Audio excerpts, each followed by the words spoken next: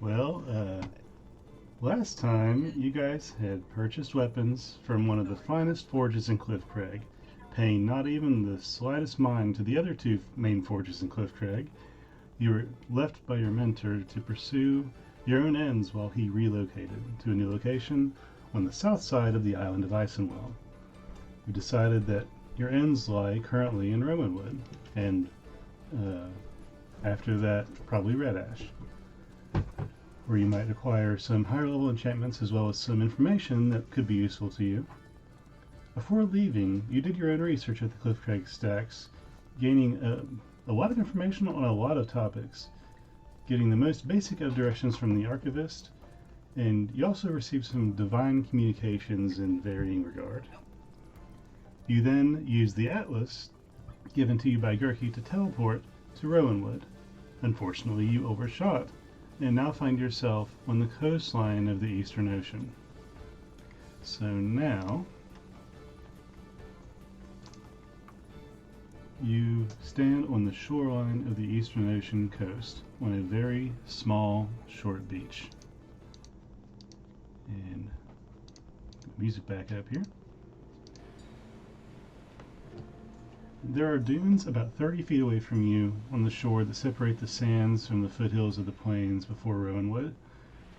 Your feet and pants are wet with salt water, and Ugbor, having run up the dunes briefly, was able to see the tree line of what you assumed to be Rowanwood Forest, with bits of darkness that Ugbor also assumes to be man-made structure, but it's almost impossible to tell from this nearly 6 miles away. I double-checked my distance, I was wrong twice.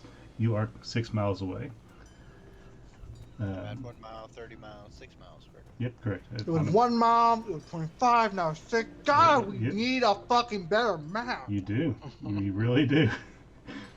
What are you guys doing? We did. I'm playing in the water because I've never seen water before. It just feels nice. What do you mean you've never seen the water before? You lived in South Sunder? Yeah, but I never Port left City, the wall. South Sunder? I never left the wall. He literally just battled and drank. That was his. Yeah.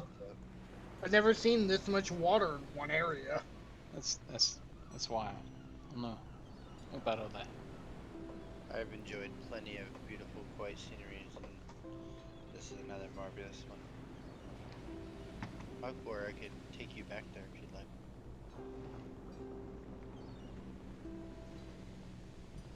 To South Sunder? No, to the water. No, I'm all good, fam. Much appreciate. You sure? Yeah, it felt pretty good. It's a nice day. You all are crazy. Well, it looks like from what me and you saw before, it looks like it's probably a day's travel to get there. I've done some calculations in my head. It looks to be pretty far out. I'd say like a day comfort travel.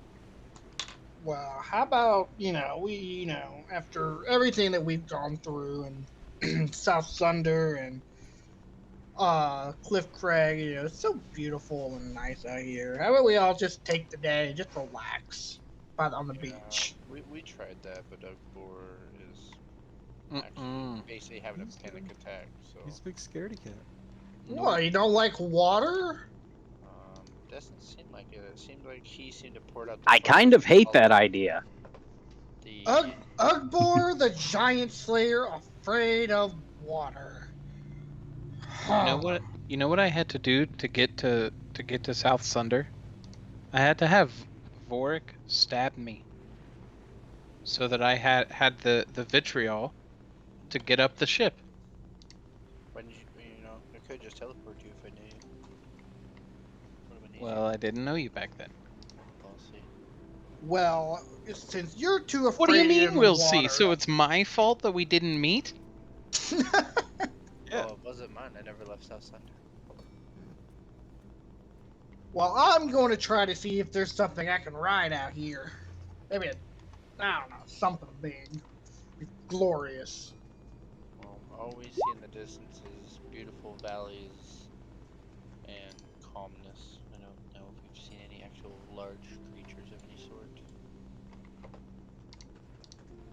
I'll be talking more on the water, but You're gonna try to maybe, you're gonna try to catch a shark? maybe. See if I can try to ride it and tame it. I don't know. It'll be interesting. I mean, a dolphin to understand, but a shark, I'm not sure. I don't think I've ever seen a dolphin, but I definitely see a couple sharks in books and everything. Dolphin is like a wizard, super smart, knows what they're doing. Could be a good companion down the road, like a druid. Yeah, I don't know. I think a shark's more my style, honestly. Probably eat you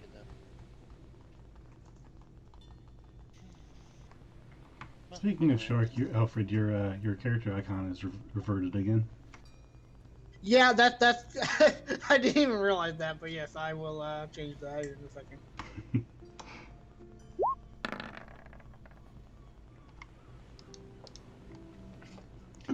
So if Did I someone- find a shark? What was the bad idea that you were talking about?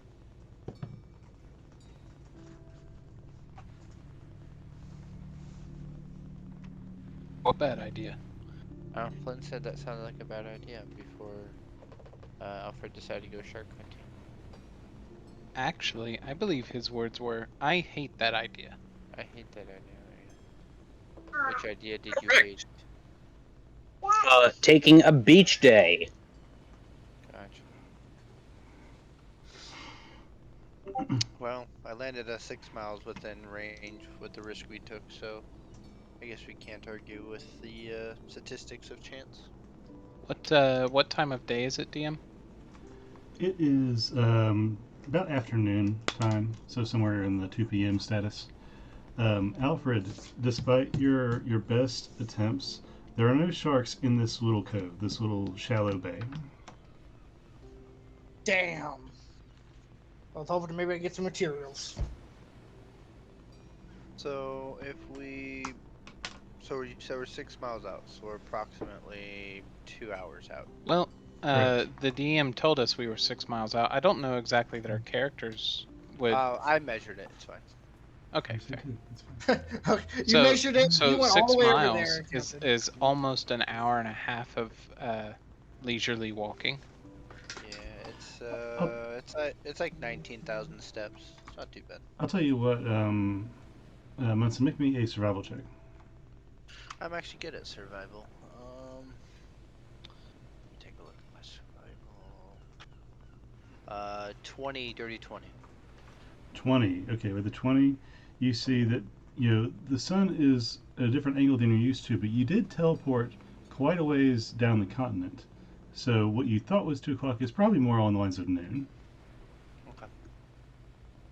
So, yeah, looking straight up at it, I would just look and go, yeah, we're about noon 1, somewhere around there. Not too bad. We have plenty of time to get to the city if we wish, if that is Rowanwood that we can see. Yeah, it's just kind of see me coming up on the shore. I was just like, no shark. You guys see that as Alfred is coming out of the water and looks dejected, he's kind of like sulking a little bit, but there's a crab dangling off of his coattail that's latched onto him.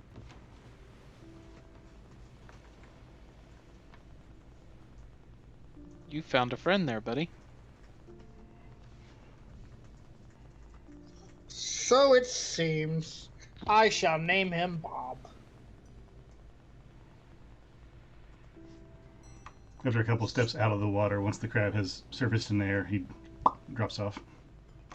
No, Bob! Get back here! I just dive under the water again. Get him. You should roll a check to Make see if you can keep him. a dexterity check to see if you can grab the crab before he skittles away.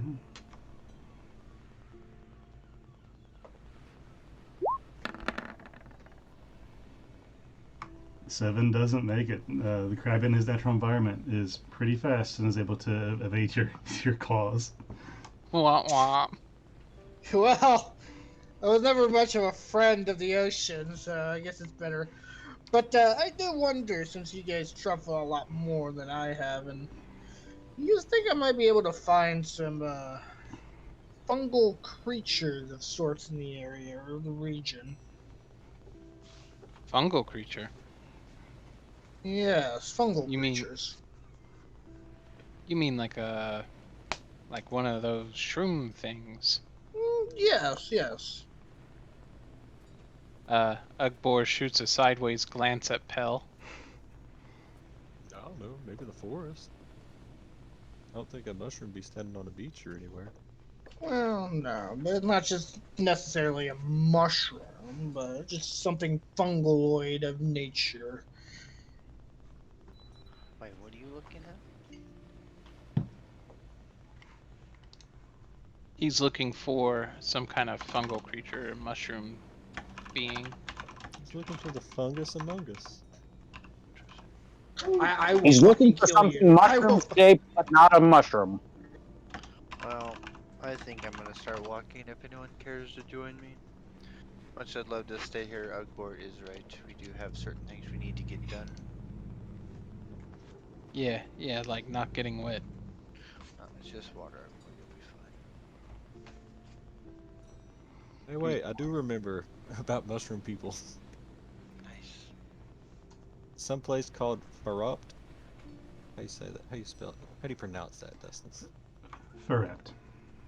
Faropt. Yeah, it's a mushroom people's place. Sounds poison. really.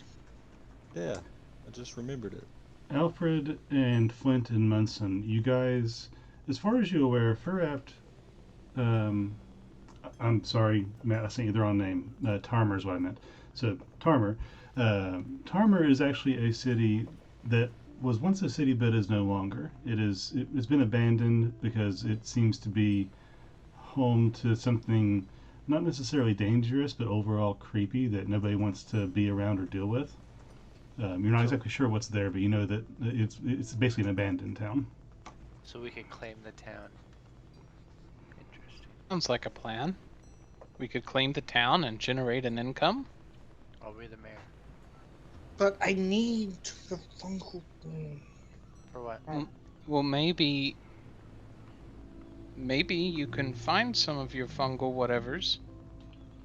Well, we are going hopefully to Rowanwood, and you know they are earthly people there. Maybe you might find a druid or herb shop or something that might have what you need. You never know. I very much doubt they will have what I would need, but it is. Let's just say I have a feeling it will be useful in the future. Okay. Well, Tarmer's the place, I think. Pretty sure if I remember right. I mean, how far is it from here? A little bit away. Tarmer, if you remember, Pell, is also where Henniker is hiding away. Oh yeah, little Henniker. He's over that way. I don't know if you guys really know him. I think Ugbor and them have met him. I have not. So what are you guys doing now? Well, I'm gonna start heading towards the tree line. Yeah, same. Okay. Yes. As you guys go up the dunes and over into the first pieces of the plains that separate the shoreline here from the forest of Rowanwood, the first thing that you notice is actually I'll have everyone make me a perception check. What are my bad skills? Let's see. Crit. Look, I'll even show you my funny little face on the crit. Nice. So for a total of Matt 28, I think. 28. Oh my gosh, we are all destroying this check. Don't worry, guys. I rolled a 7. Just had to say something, huh? Well, unfortunately, you know, I told you I'm not perceptive, so it's fine. Okay, well, everyone, except for Munson and especially Pell, the first thing that you notice is the vastness of the plains. They are very flat, the sky is very large, and there is very little structure, something you, in particular, are quite familiar with. Every once in a while there's a sapling attempting to take root, and what seems to be a small farm about a mile away from you, and the massive tree line that dominates this horizon. In the light of the midday sun, you are able to see a rider coming down the coastline, riding a horse, generally in your direction.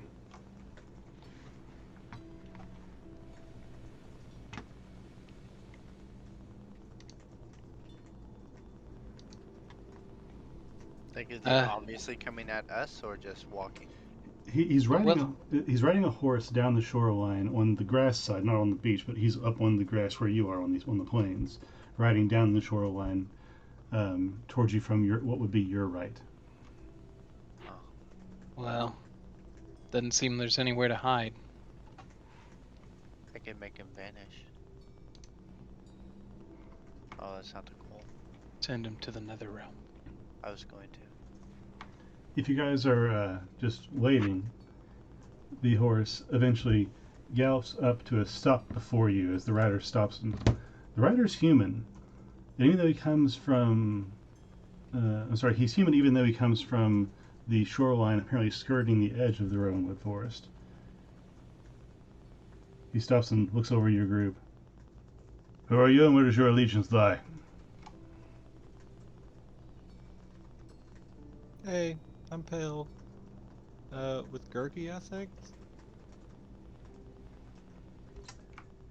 He's our boss.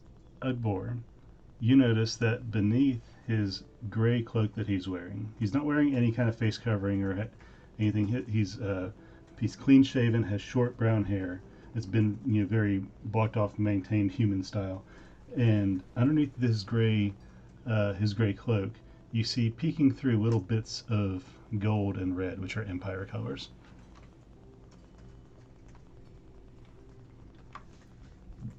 Does anyone know you're even here? You're far away from anything important. And he gestures towards the plains. We took a experimental travel agency. We ended up here. My calculations were incorrect. He jumps off the horse and pats his horse down and gets something off the back of him.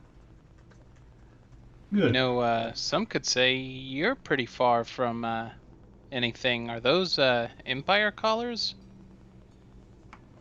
Without turning towards you, just like turning his head halfway around while facing the horse. Why would you say such a thing?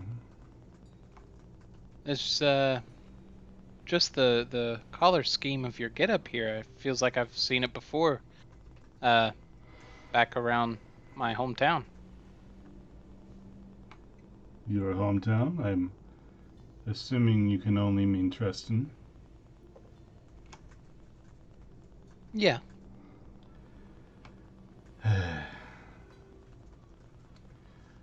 Pity. I was going to let you live. He turns around and draws a long sword. Wait, Oh. are you're gonna attack a group of people by yourself? Ugbor puts on an intimidating face and attempts to convince this person that is against his best interest. I immediately cast mirror image on myself. I don't trust this. Sounds like we're going into initiative before we can cast anything. Well, I mean, I'll allow it. You're not in initiative yet. He's just turned toward you and drawn a sword, and you're still kind of talking. So Ugbor rolls a 19. Intimidation. Okay, thank you. I see that. So how do you try to intimidate him? Okay. Let's see. As he undraws the sword, I'm I place my I place my open palm on his shoulder against his cheek, and I tell him, "Are you sure this is what you want to do? Do you feel powerful in this moment?" He looks to you, and you dwarf him. He was tall on the horse, but having gotten off the horse, he's human sized, but even just a hair shorter, probably along the lines of like 5'6", 5'7". And Ugbor is much taller than him, very muscular, and having realized this upon turning around to try and intimidate you or probably attack you, he then looks at all of you while standing on the ground, and he looks around back to each member of your party, over to Ugbor and to the hand on his shoulder, which covers his entire shoulder. Perhaps I was too hasty, and he tries to put his sword away but misses the scabbard twice, and then eventually looks down and he puts it in. Right. At least you're a man of sound senses. Is everyone this hostile outside of South Thunder? Well, if you could just keep your wits about you and not mention you saw me, that would benefit me greatly. And he tries to get back on the horse. Hey, Ugbor, why don't you stop him for a second? Yeah. Why don't you hang on just a minute there, Bucko? He stops halfway up the horse and just stands there with one hand and one leg up on the horse and looks at you like with a okay, yes sir. We got a couple of questions before you leave. I'm not sure what help I can be, but sure I can help somebody in need. How long have you been out here? Are you familiar or are you new? It is not my purview to say in current status. I mean, you came down here demanding us tell us our names. What's yours? Make a persuasion check, Ugbor. And hell, you can assist him if you want. Either both of you can roll or Ugbor can have advantage. You can have advantage, and I'll give you guidance. Okay, rolling with disadvantage. So what does the guidance do? Gives you Gives a you that. D4. So in this case, okay. +2. So 14 plus 2 is 16. I'm on official Empire business in the region. That is all I am permitted to say.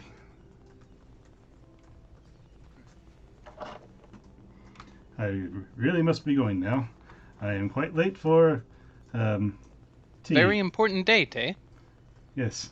And he jumps back on the horse and turning back towards you and giving all of you just a quick nod, and he Ugbor spanks the horse.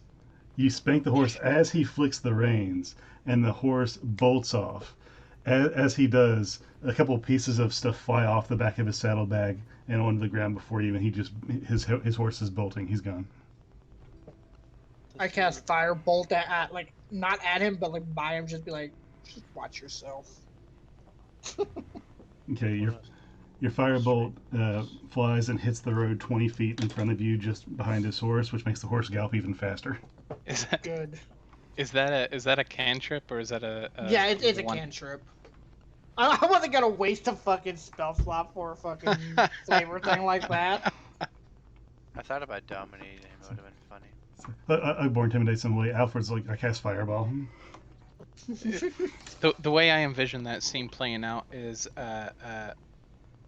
like in Batman with Bane. He sets that hand. He sets his open hand on that guy's shoulder, the banker's shoulder. Oh, yeah. Mhm. I think you're in charge. Yeah. I think what really helped sold it though, the fact that there was actually he saw a lot more of us because the fact that my Yeah. mirror image, there's 4 of me. So he probably think there's actually like 10 of us. Yeah. We look So- like a group, huh? So yeah, so on the road before you now is a quill, a broken ink pot, a leather pouch, and some scattered coin. Just a couple copper and 2 silver. Looks like Flint found it all.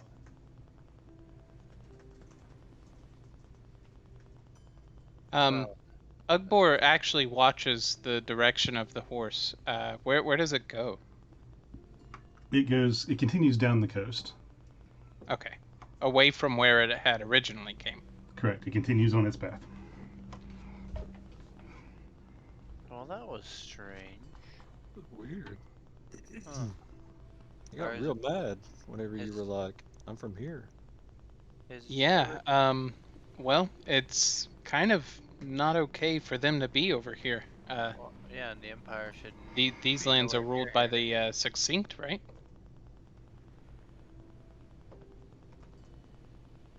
Yeah, but I mean, they're like not hostile towards each other now, aren't they?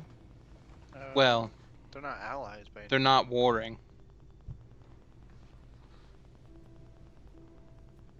And the idea that he abruptly wanted to attack us just because of a location where we were from, I mean, that sounds like territorial assassination to me. I want to go where he was coming from. I want to see where there might be a base camp over there. Getting onto this little path that's been carved by people who travel along the coastline, you walk up to and onto this little path, almost stepping on the leather pouch on the ground, and look where he came from. And he could only have come from the coastline that circles the Rowanwood forest, like he was skirting outside the forest. Could just be a scout. Are we currently surrounded like by plains, like hills, and like a little Oh, bit yeah. of hills? Mhm.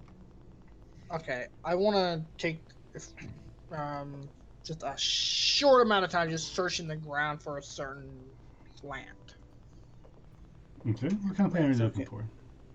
I'm honestly, I don't know what the name of it is, but it's a certain plant that's only found in this like special like biome of an area where it's like hills and plains, and it's typically used to make poisons of sorts.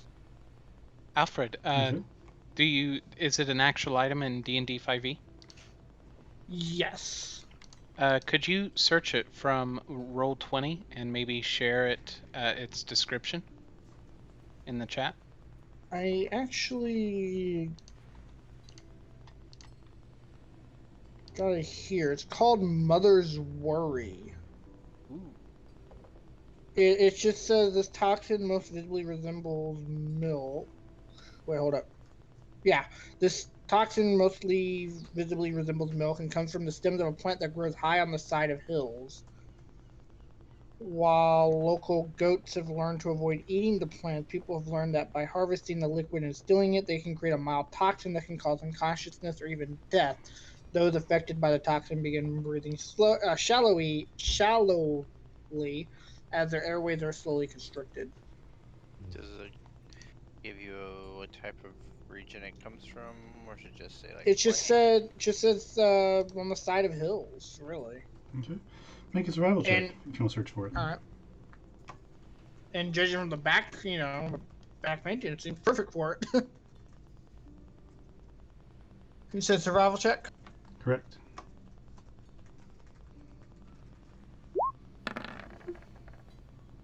Yeah, doubt it.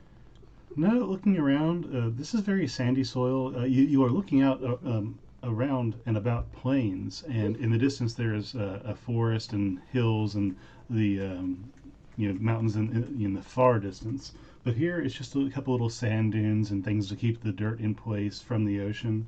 The only thing around this area would be grasses and at best maybe some reeds and moss. Okay. Dustin, with my herbalism kit, could I try to find it? Herbalism. Yes, you certainly may. Herbalism. I don't know how to try to use this. Oh, what the fuck? You're trying to use the one in your tools. Yeah.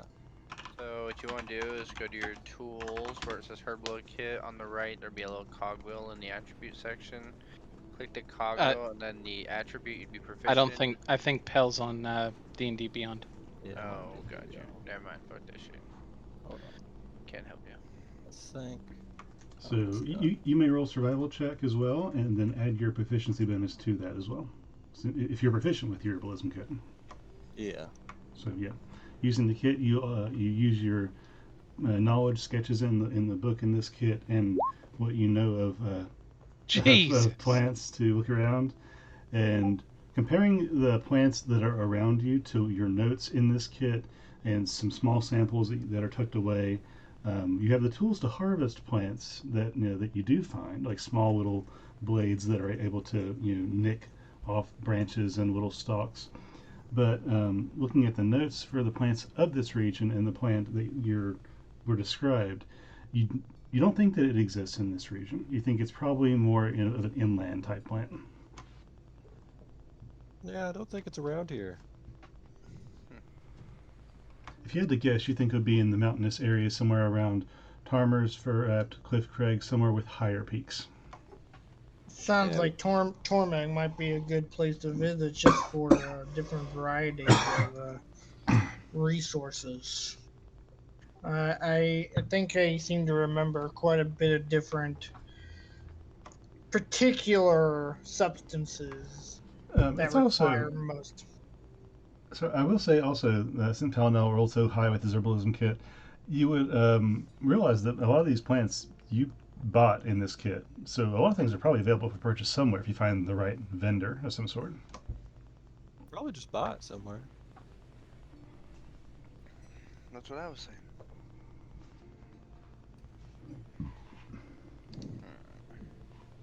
So which way? To following the scout or going to the woods?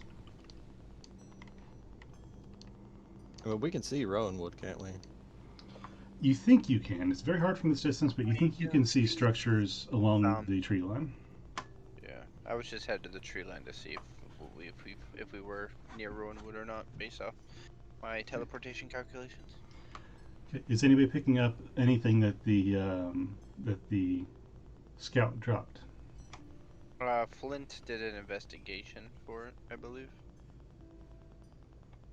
Oh, okay, Did cool. he, Yeah, I did see he that. actually open the? Oh, you better believe I did. Okay, cool. I did not. I didn't see that. Thank you. So yeah, you were able to find among the items that he dropped were 5 copper, 2 silver, a quill, a broken ink pot, and a leather pouch. Anything in the anything in the pouch?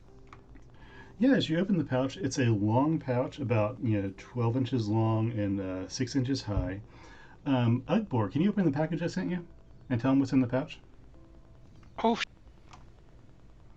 Yeah. Actually, before you open the package and send me a picture of what's inside to make sure I didn't mix up yours and ours. Okay. Okay. Oh wait, hang on. he's actually opening up his package. Oh shit!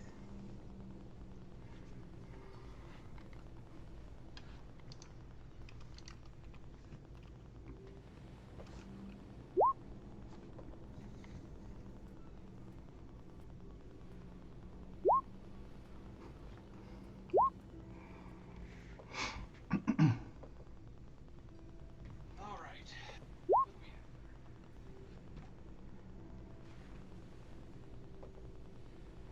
I'm pretty sure I sent this one to Ugbor, but I want to be sure because that would be a totally different adventure if this is the different one.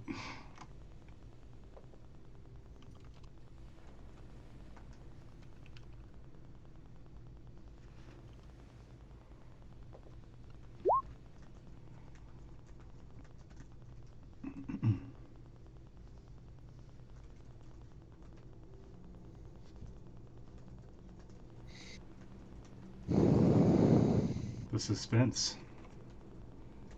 Ba-dum-bum. While you're waiting on that, Dustin, go ahead and look at the things I've sent you. Correct. That would be a good idea. I gotta decide which one I would mix with it though. I have 3 different types. Well, I know rum and Dr. Pepper is a good combo. Dark Yeah. berry and whiskey is a good combo. Depending on what other kind, if you got vodka, none.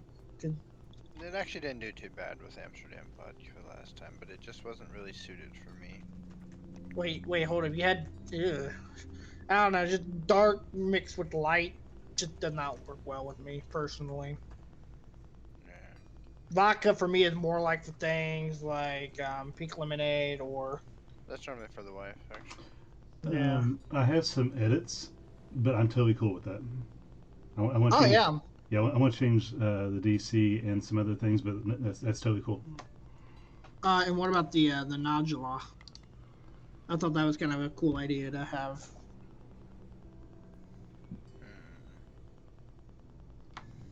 Again, edits, but yeah, very good.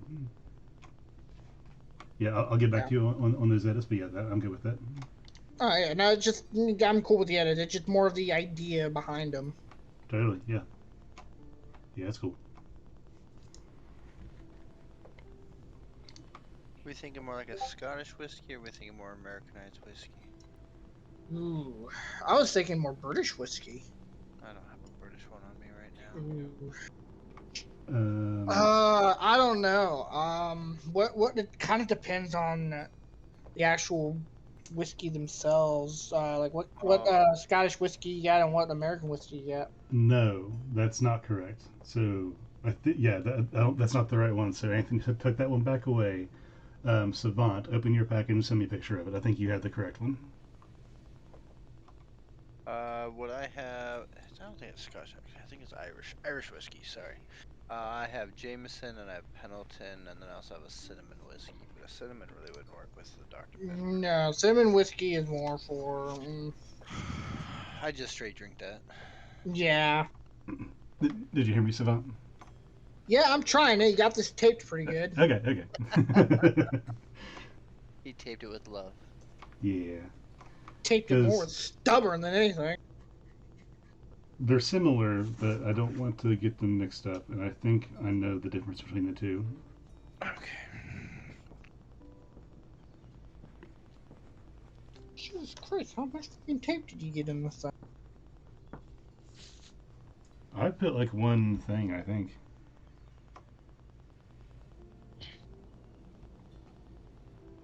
Oh, by the way, Anthony, Rosie had to mail yours because where I mailed it late, I had to go to work, and her and Brianna put it in the mail. Oh, that's adorable.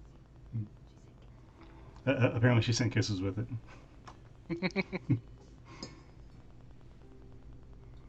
So whenever you get through the tape, Savant, send me a picture, please. I got the tape. It's trying to get into Yeah. the envelope now. Well, okay. That's probably right then. You put it in like two different envelopes. So I also got 2 envelopes. No. This is similar but different.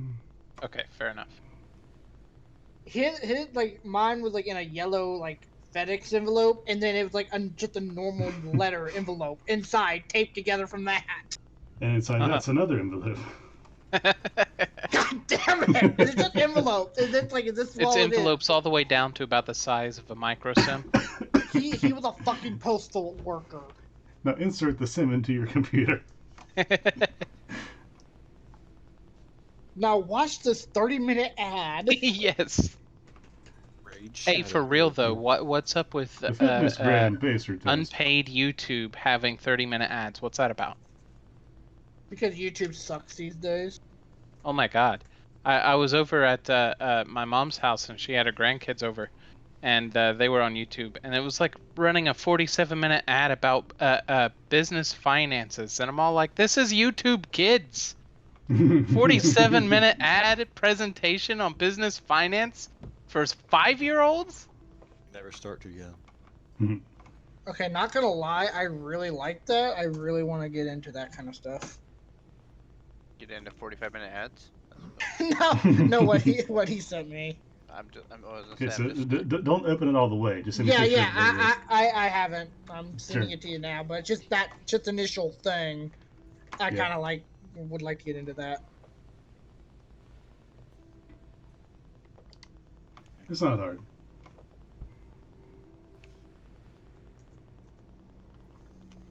I can almost guarantee this is correct because I'm remembering a detail that. Is that a good enough picture? It's kind of dark on dark. Yeah, I'm pretty sure that's right. So wait.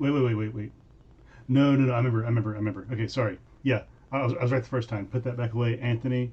Open yours, Anthony. Are you And sure this time? I'm very sure. I'm very sure because I remember the detail there. Yes. I thought I put wax on Anthony's. Apparently, I didn't. So yeah, that's what the thing was. Anthony, Okay. open yours, and you may share that with the group if you want. Okay. You had me Now, excited. now what I know. prompted? This has been such a spectacle. What prompted me to open this? This is actually for Flint. Tell Flint what he found in the pouch. Oh, okay. So I get to decide. Interesting. Who lives and dies? Yes. Wait, hold up. Wait, what? Oh no! Wait, hold up. Mine has a thing. Mine has a wax thing. Oh, it did. Okay, but it broke off. Did it? No. Let me send you a picture. I Okay. haven't opened No, it. I'm yet. sure that's it because I know what. Are you Savant said. sure? No, I know it is. I'm sending. No, dude. I'm no. I'm sending you a picture. I ain't Okay, cracking this sure. baby until Sure. we know. Okay, no, okay. You had us worried that we don't know anymore. We don't even know our own lives anymore. You at this can never point. know. Yeah, Anthony, that's definitely it. Okay, no problem. Okay. Yeah, that specific coloring is what I was looking for. The Empire coloring. The hell? So dope, dude. It feels bad almost. I'm gonna try to scrape it off. I know. I'm Try to gonna feel so preserve it. horrible if Yep. when I have to open mine. Well, Ugh. feel free to open it or send pictures to the group chat so Flint can see what he has. Okay. Yes. I accept. I slide a hand it from Flint and steal it. Perfect. I'm proficient it with an additional D4. Be careful. So I was initially right, but Udbor tricked me.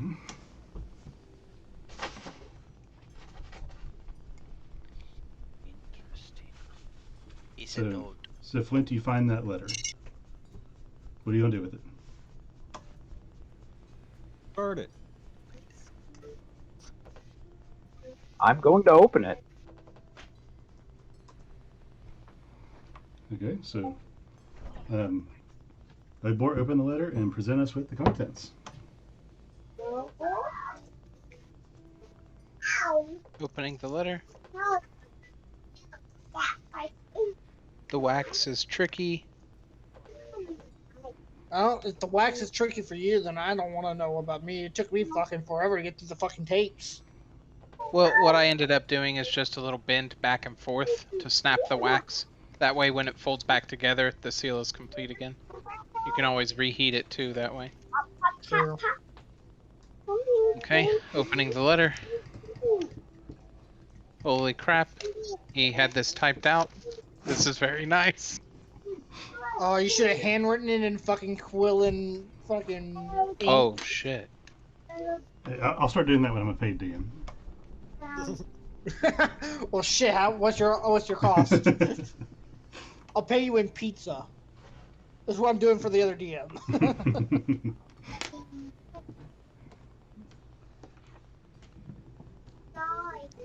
Oh, shit. Holy crap. Okay. What does Flint see? Tell us. Ah. Tell the world. A Good revelation. Lord, I can't read this. he doesn't. That's the plot Could you twist. please He help doesn't me? know how to read. My eyes. It's all the coal and smoke fumes. It just burns the retina the way. That's why he wears those glasses. He's like that fish in SpongeBob that looks at the sun. Okay, I can't read that on the computer screen. You're gonna have to tell us. Okay. Flint, if Flint's able to read it aloud, he's the one looking at it.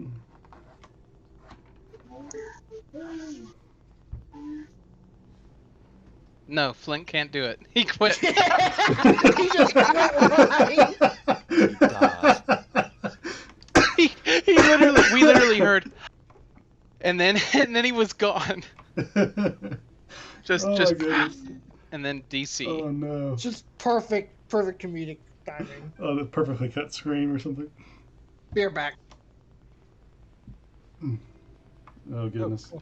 Oh my Oh. gosh, they're dropping like flies. Guys. What was the contents of this letter? Oh, damn it. It's anthrax. Saloon, damn it.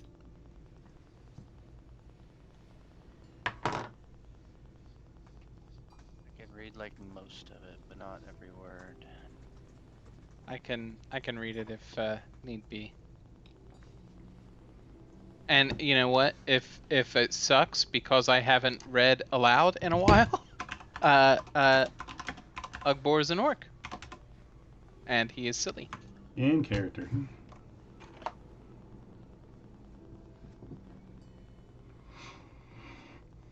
Okay, for real though, I have no idea. Did he just like drop internet or something?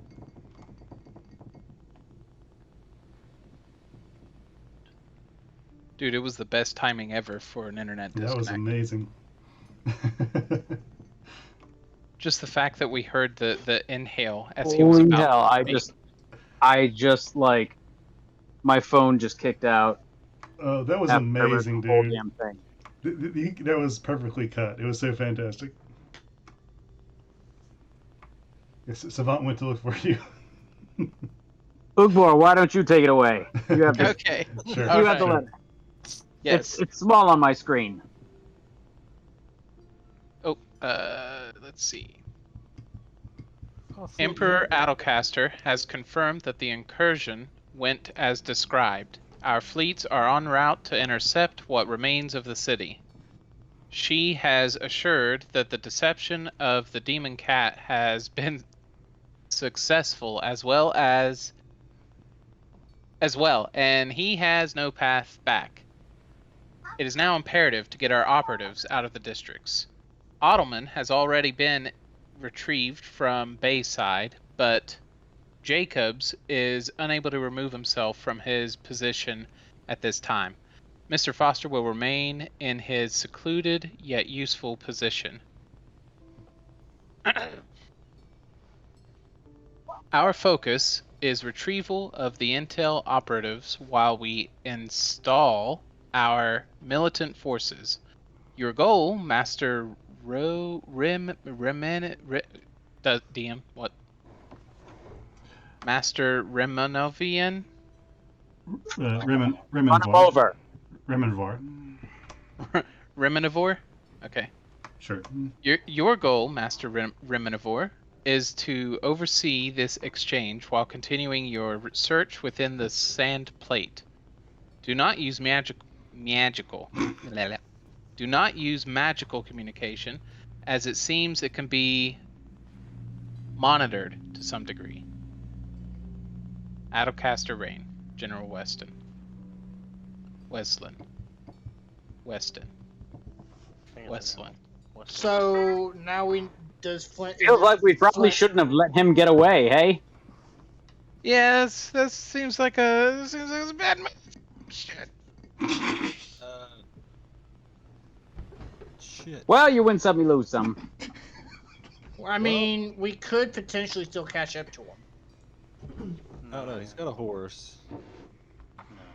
Unless any of you guys can run as fast as a horse. And I seems mean, pretty much- technically I can, but that's Gee, bummer. If only one of us had a mount.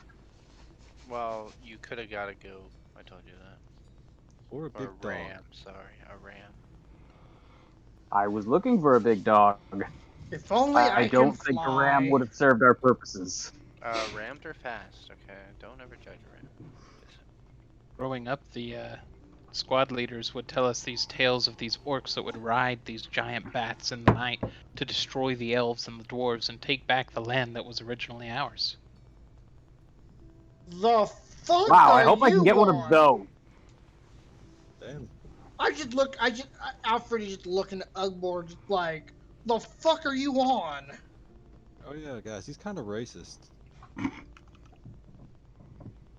We used to have this elf guy, and like they used to get in spats all the time. Well, anywho, with this newfound information, what the fuck are we gonna do now? This is a lot. I mean, I don't know who the fuck these people are. Some demon cat, which sounds sexy and scary at the same time. No, I think that's talk about Toast Bovis. Who? What? He's this dude in Sunder. Alfred, you had your head down for the most part while you were in Sunder, but you do know of Tosbabas being the head of the Pillar of Indulgence in Sunder. He is the tiger presenting Rakshasa in charge of the Tadiku Den. Oh, so I probably would have been in there quite a bit. Yeah, probably. Hey, I Flint, don't- what's this word?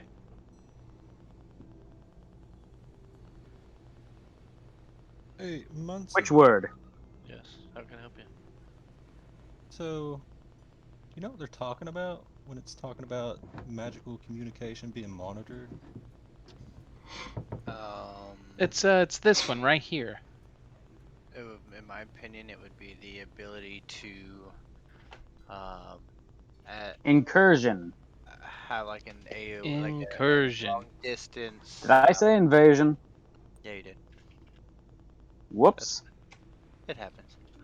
But certain places, certain people have enough power that they can, like do a psychic reading throughout a long distance, so they could hear communication between others pretty easily, or at least some of it. Hmm. I've Well, never been able to do it, of course, but Pelino, if you can, make me an Arcana check. Oh, fuck. ooh, I want to make. Yeah, can I make one? I'm actually really good at the Arcana. I'm gonna lucky it. Because I'm just rolling off fucking whatever the die gives me. Oh yeah. Oh my fucking Christ. I'm luckying it one more time. I'm gonna give myself guidance. Okay. Okay, that's better. 19. Immediately following your conversation with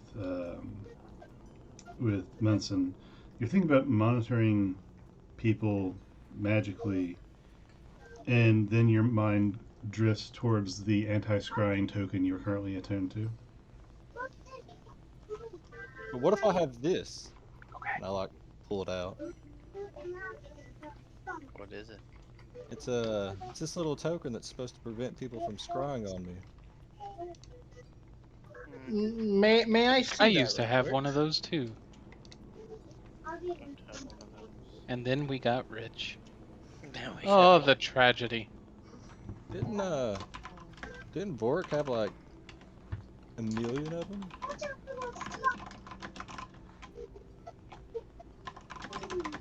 Real talk, I think he actually got rid of like most of them on the boat.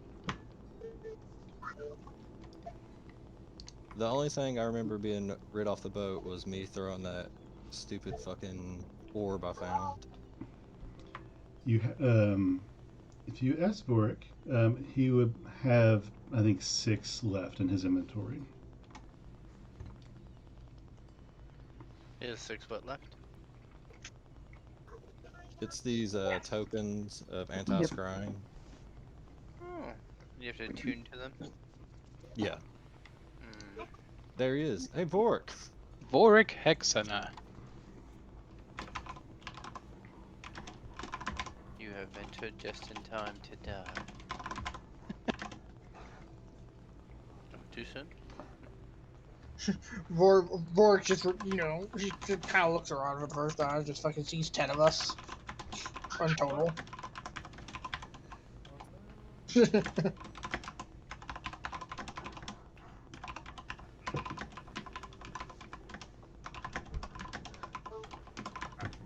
He may just now be getting home. He's probably still getting adjusted.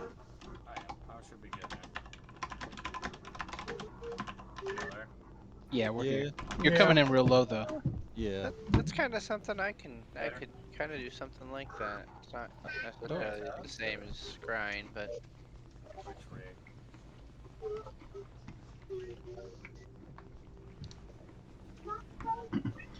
Since Vorik is here, Anthony, would you mind reading that letter for us again, for Vorik's sake, and kind of recapping what happened?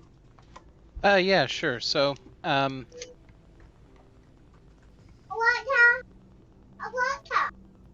so we come up off the beach, and this dude on a horse runs up, and he gets off, and he's really. And I happen to notice, based on the collars that he's wearing, that he's actually, oddly enough, from the Empire. And so that was really weird.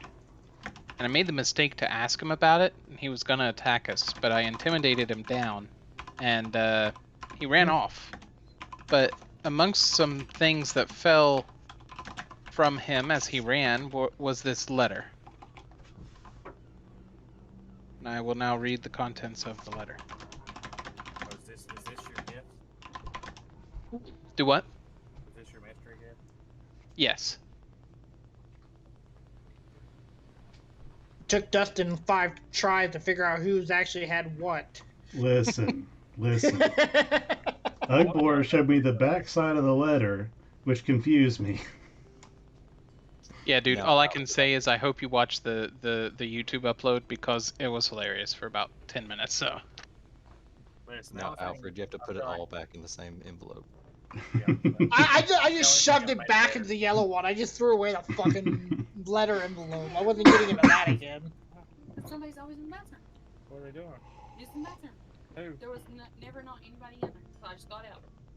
They're going party, bro. And not. I didn't know nobody else in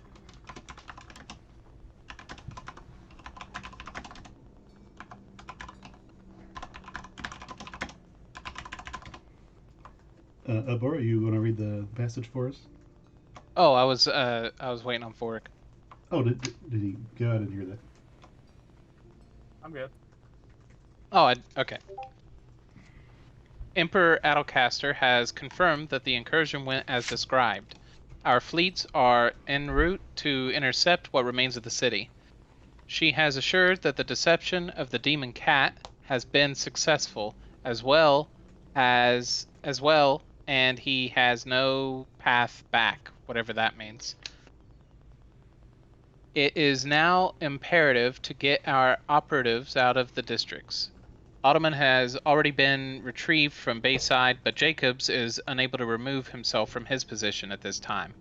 Mr. Foster will remain in his secluded yet useful position. Our focus is the retrieval of intel operatives while we install our militant forces. Your goal, Master Remenevier, is to oversee this exchange while continuing your search within the Sand Plate. Do not use magical communication, as it seems it can be monitored to some degree. Adelcaster Rain, General Westland. So, the city, the fleet, they're talking about South Sunder. I'm guessing so. I mean, they have to be unless some other place has gotten attacked recently. Maybe multiple places. If that's the case, then the Empire is behind the attacks. And I'm going to burn them all to the fucking ground. She was at her mama's. It seems they're working with somebody, though. Today, she was cooking food for everyone to eat, her brother was So they say she is assured that the deception of the demon cat has been successful. So somebody. Well, I suspect that might mean that Tosvavas was actually being used. Probably. See, I was assuming that was who it was as well. that dog. I also But- was thinking about the bitch. Trade us to, but obviously she wasn't in charge. She had to change stuff around so she wouldn't be there. Just let me know when we hit the first Empire village we come across. Well, Alfred, it's going to be some time, buddy. They're all the way across the continent. I could teleport him. The only one even in there Just with hit. that makeup, and I guarantee I was Thanks to thinking them, that. Boris If- is going to have a strong paper case. Guarantee if anybody. And Spencer was in there putting makeup. Pretty strong paper case. Well, I have a feeling it's going to be useful information in Rowanwood, so let's make post haste to that, I suggest. If I remember correctly, the fair lady and her wolf will be there with some sort of council of their own. They'll be dying to know this sort of information, that we can post some lights. How do we know the lady's not part of the problem? I somehow doubt that, but would be wise to be careful from here on out, especially with who we talk to. I personally don't trust the Gurky fellow. He knows more than he puts on. Oh, Gurky always knows more. Gurky definitely always knows more than he is going to tell you. Oh, I don't trust him. That is no remember, guarantee. we are not to speak of him to anyone, so let's not just shout it out loud next time. Yeah, Pell. Hey, my bad. I got a question though. So it talks about that Mr. Foster on there. Okay. We're gonna go Mhm. deal with Mr. Foster. Like Is that's one that of the right? things. Yeah, that's one of the things that like Gerke wanted us to do. For Did we Flynn, not I'm read pretty it sure. last time? Is that the one in Red Ash? Yeah. Did we So not Mr. read- Foster is actually a peon. Good, I Peon can for vent the out my Empire. frustration with him. Of course, it won't do any good. It'll still fucking. Watch You your know. language. Mr. Foster. Bro, Alfred is stunned. I am. No one has ever said that to me. I was trying to think of a good comeback, but none would come back.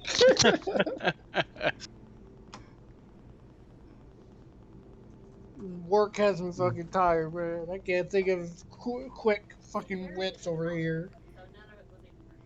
So Alfred stands covered in ocean water, sand covering his wet feet, and he's just in the grass with his mouth open, staring at Flint.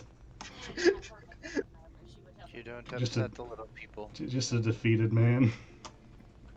I mean, yeah, I just watched my only home get burnt to the fucking ground. I'm in unfamiliar territory with group I'm not even sure I trust really. And now I'm covered in water. I lost my friend Bob. I'm just defeated. Alfred, you're very angry, my friend. Learn to cope. I've learned to cope. I've lost more than you have. Yeah. At least I have you fuckers. That's all I can think If about it helps, right we're not sure if we trust you. now. And you shouldn't. Never trust anyone, not even yourself. Exactly. Oh, I only trust myself. Oh, then you're gonna end up in disappointment. Oh, that's my goal in life. Love it. Okay, well, you guys are standing just on this side of the coast where you teleported to. You had this new information. What is your current actions? I would say keep pushing towards Rowanwood and get shit done, or we could try to go to Red Ash and meet up with this Foster person that we're supposed to be interacting with. DM, can you pin the letter? Yes, absolutely. Thank you. Pell, while we're traveling to Rowanwood, would you mind, keeping an eye out for any certain plants as we travel? I'm very interested in maybe acquiring these for specific substances. Yeah, I can keep an eye out. So how? Anything in particular? Get him. Just the ones that I had mentioned to you earlier about the hillsides and, specifically fungal creatures of sorts. You know, whether they're small, big, or not, it just doesn't matter. They need to be alive. Well, sounds like we're nowhere near that area, so. Oh True. no, guys. What? Pell was onto something. That guy, Master Reminavir, Mm-hmm. he is looking for Mr. Foster. If we have to deal with Mr. Foster for Gerke, we gotta go. We might be too late.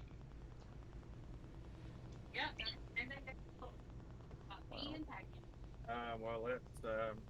Oh, How far is Red Ash from here? It's north of Rowanwood. Not sure exact mileage. Would it detract our time to get there? Well, we are here, and it's approximately 6 miles to there. From there to there, give or take 6 by 2 by 7. Looking Be at your about map 40, that you 40, guys have, 45 miles or so, maybe. So I say we stop by Rowanwood, drop off the letter, give them the information that the Empire could be what's behind the destruction of South Thunder. And then maybe from Rowanwood we can find some sort of teleportation circle or something that could get us to Red Ash. Feel us, Thorin. I mean, if they have a stables in Rowanwood, I can get us horses. That too. We Oh. have access to a boat here. Realistically, we could go around the coast. Yeah, but you have to realize it's. I mean, we're near no town except Rowanwood, so unless they have a dock with ships or something of such, we. Only other thing we have is another teleportation, which I could attempt, but I don't know anything of Red Ash. We were closer from Cliff Craig. It's almost faster to teleport back there than run across to Red Ash. So okay. How does this work? I know you read the book, and I've not even remotely looked at it. If I have information on where one of the circles are, is that enough to get us there? So You would have to know the actual so imagine it as a Stargate. You got to know the certain patterns to lock into that location. That's how I've read it. Correct, have to know. but You have for to for those that missed the conversation, we had to retcon that spell. Munson does not Correct. know teleportation circle. He knows teleport at this time. Correct. So okay. Which is even more fun. Okay. Well, whenever we're all feeling frisky or we aren't, on a deadline of someone potentially getting to our target before we do, I need to visit. I swear to God, that better not be Thunder. I need to visit Bayside whenever we get a moment. They talked about Bayside in that letter too. So that may be something as well. Just as a point of note, that's not to say you couldn't use a teleportation circle to go somewhere else or learn the spell later if that was something that occurred. So would any of us know if would the teleportation circle work circle to circle? Yeah, the circles work circle to circle. Teleport can be anywhere that Munson is or is not familiar with. So what if he doesn't know teleportation circle? Can we still get circle to circle? You probably need assistance with that. Yeah, I would think because permanent circles are typically in temples or very public. You can make a permanent any place can become a permanent circle, but you have to go there and use the teleport circle ability. I think for 100 days in a row. It's ridiculous. Yeah, it. God damn, that is thunder. God damn. Sorry if you guys can hear that in the background, but yeah, it's a little insane, but imagine it as like a hub for traveling. It's kind of how I would think it. If you can think it's in a hub, and it'll probably be having a circle. So I would think Red Ash and Rowanwood would have one since they're relatively major cities. Yeah, that's what I was saying though. Like if we are at a circle, can we teleport to another circle? Well, You have to know the sequence to go to another one. you would have to you'd have to study and memorize the sigils at each circle to be able to. If you were the person casting it, you would have to know every sigil as the caster, and you could go point to point. What we have also discovered is that a decent proxy for observing and studying the sigils is observing recordings of the sigils in tomes and text. So I would assume if that's the case, and they would have something similar to a little mini library with all the different sigil combos of all the places that is known. I've already looked. There isn't one, unfortunately. Oh, okay. Yeah. Well, I would assume then that people who are operating said portal, because not everyone's going to be magical. So I would assume these would be the casters that would help us get to where we need to go. Circle to circle. It also depends on if there's a circle to the place you want to go. Yeah. So, are you guys walking and talking about magic as you walk to Rowanwood, or what is your? Are you standing and just trying to decide? I mean, I'm assuming we're just walking and talking about magic while we're, heading to Rowanwood. Why not hit two Yeah. birds with one stone? We would continue traveling. Okay. So as you walk and ponder the ideas of where to be and how fast you can get there, Pell, can you give me a perception check? I didn't put anything in there. If I suddenly disconnect, that means my power went out. It's a pretty nasty little thunderstorm going on right now. But it should be over here in a few minutes. 12. 12. With a 12, That's terrible. you don't really see anything immediate going on. There's the plains are still in front of you. You're getting closer to the farmland that's just between you and Rowanwood. Basically, it's about a mile out. So you're getting kind of close to that. Nothing else is on the horizon. You keep an eye out for any other horses or anybody traveling specifically, and look around. The sky is a little brighter than you expect this time of day. It's still a little bit afternoon. It's past noon at this time. So it's bright, but it's even brighter than you expect for being even out in the plains. Oh, my eyes. It's real bright.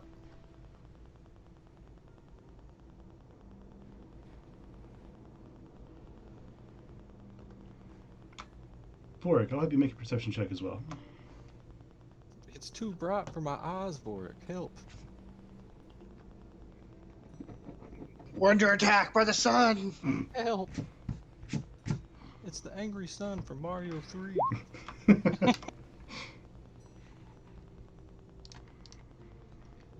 Okay, Vorik, you also kind of look behind Just throw you, a shell at it.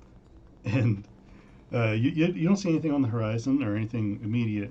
You do notice that it is bright, and you use Pell's large body as kind of like a shade peeking out from behind him, and you see what appears to be almost two suns in the sky.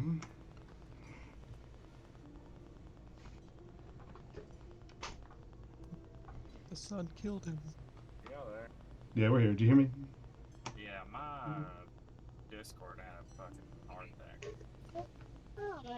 But go ahead. I heard you say 2 suns. Yep, that's it. Do all of us notice this by now, or just Pell? Just It's blinded me. I can't see. It's not Pal, it'd be Vork that notices it. Yeah, Oh Vorik, yeah, just for it. You just work it at this time. So I just noticed there's 2 suns. Yeah, like it's brighter in the sky because there seems to be two sources of light in the sky.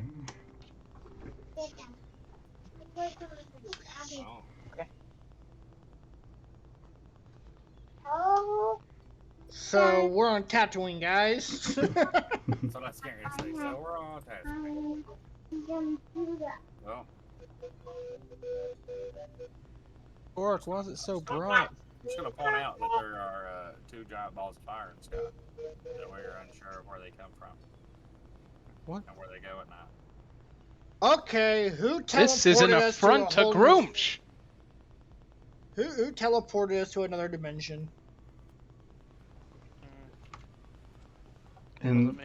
the one of the sources of light seems to move slightly to the left, then back to the right, then starts to grow a little. The sun? I want to do an Arcana check on it. A sun is doing this? Sure, roll an Arcana check. Oh no. A 24. You are used to heat and the sun in the city of Sunder beating down on you. Over here. You look at the dancing ball in the sky and kind of squint your eyes and kind of adjust yourself to it, and it's not a sun. It's not any kind of celestial body at all. It's something moving, and it's moving towards you. It's getting larger. It's giving off an immense amount of light.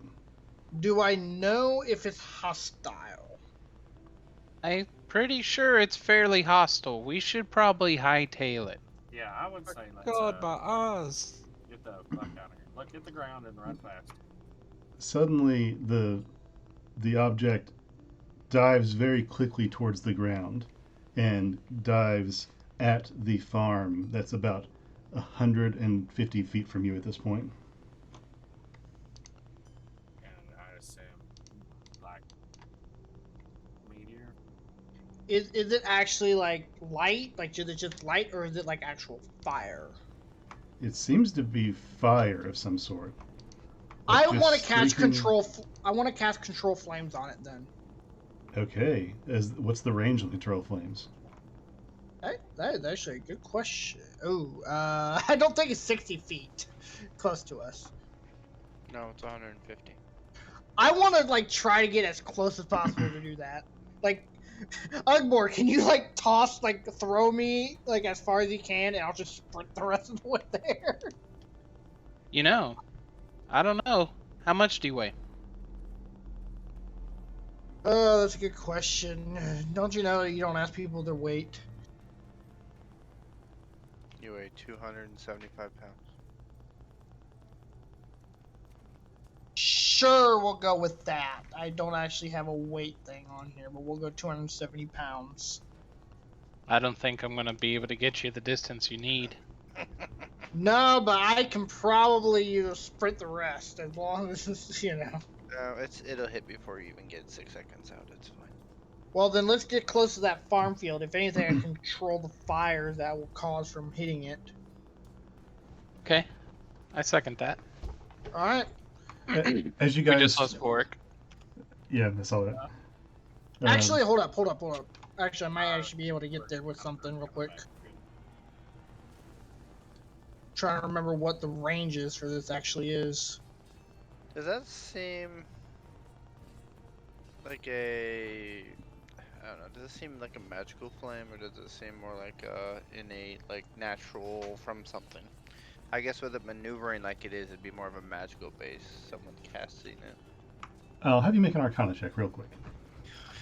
Oh, come on, just let me be right for a minute. That'd be 15, 19, plus 9, 28. 28. This is magical fire, but not cast fire. This seems to be related to some sort of creature.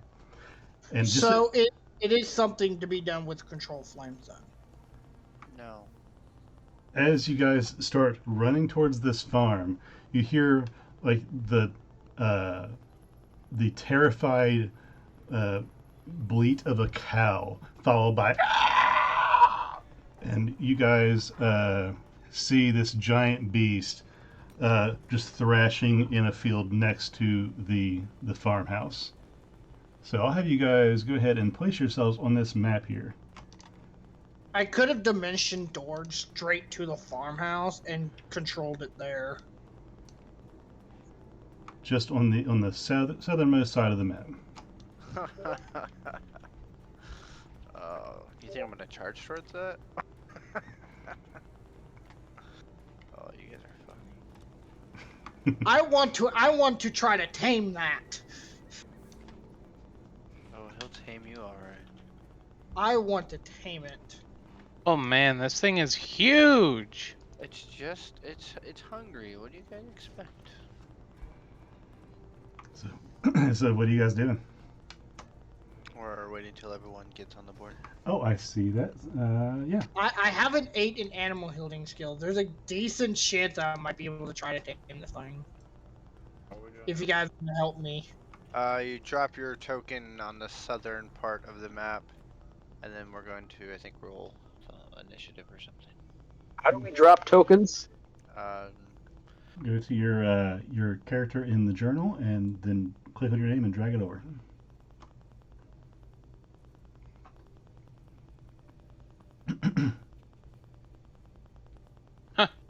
Okay. Okay, Alfred. You know, as a beast of fire myself, I am just enamored with this magnificent creature. I'm gonna roll, I guess, history check to see if I remember what this creature may be from my time from various books from my time with living with Okay. Master. But so I actually think that's a good roll, but I think you should table it for a second, because where you'll actually be is, well, more than 200 feet. So I don't think you'd be able to even see it very well. Yeah. Other than that it is maybe very large and I fiery. mean, I could dimension door there. Well, first we need to move your token back to that spot. Yeah, there you go. I don't know. You just said place it where you think your character would be on the map. I said the southern part of the map. Oh. Okay, so this is where you guys are. What do you plan to do? Run for my life. I'm gonna roll a history check to see if I remember this creature from the various books. Okay, sure, go for it. Pell, you know exactly what this creature is. Hey, that's that Pheonix that Dargmo used to fight. Yep, Albert, you had no idea what this was until Pell said it. But I want it. Oh, so that's the Phoenix that I read about in the book. Huh. Yes, this is the Phoenix that kept Dargma at bay for territory. Hey, Yeah, I Flint, remember- is Yeah, this thing guys, I cannibal? think there's gonna be a big fat nope. I think we need to nope the F out of here. Yeah. But I want it as a pet. As you guys watch for a second, trying to decide what to do, the bird that is made of magnificent flames flaps his wings and just lifts itself up 10, 20, 30 feet in the air with a cow carcass beneath its feet and flies about 50 feet in the eastern direction before it drops the cow and then swoops down to pick it back up again. I am gonna go ahead and sprint towards the house. Okay, so Ah. I'll tell you what, since we're doing this kind of thing, we'll have everybody roll initiative. Ah, I'm not gonna bring Alfred, it to life this time. you just party wiped, man. No. I'm not running towards the beach. I'm running towards the house. Yeah, okay. This The thing last used to this thing used to tassel with full-blown dragons Nice. that took armies to fell. So I'm- we're not I'm an more- army. I'm more worried about the people inside. Oh, there you go. Pelena rolled nice. I didn't. 14. Okay, so Pell, you are the quickest to react because you are mostly not shocked by the existence of this creature. What are you doing? Which way is it to get out of here? Like away from this? 'Cause Well, I'm not. this farm is directly between you and what appears to be the city of Rowanwood, although Rowanwood is still about 5 miles away. There's nothing else nearby, just plains in every direction. Guys, I say if we don't mess with it, it'll probably just go away, because he might be just out hunting right now. You see the fence line of this livestock enclosure start to burn from where it was. And the fire starts to creep along the fence. He seems pretty far away from his home zone. Where he's all the way out here. Oh, him and Dargma used to fight for territory all over the place over here. I used Sake Whispers earlier, by the way. That's Cool, cool. what I was gonna do. So- I Hell, what are you guess, doing? Pale or Munson.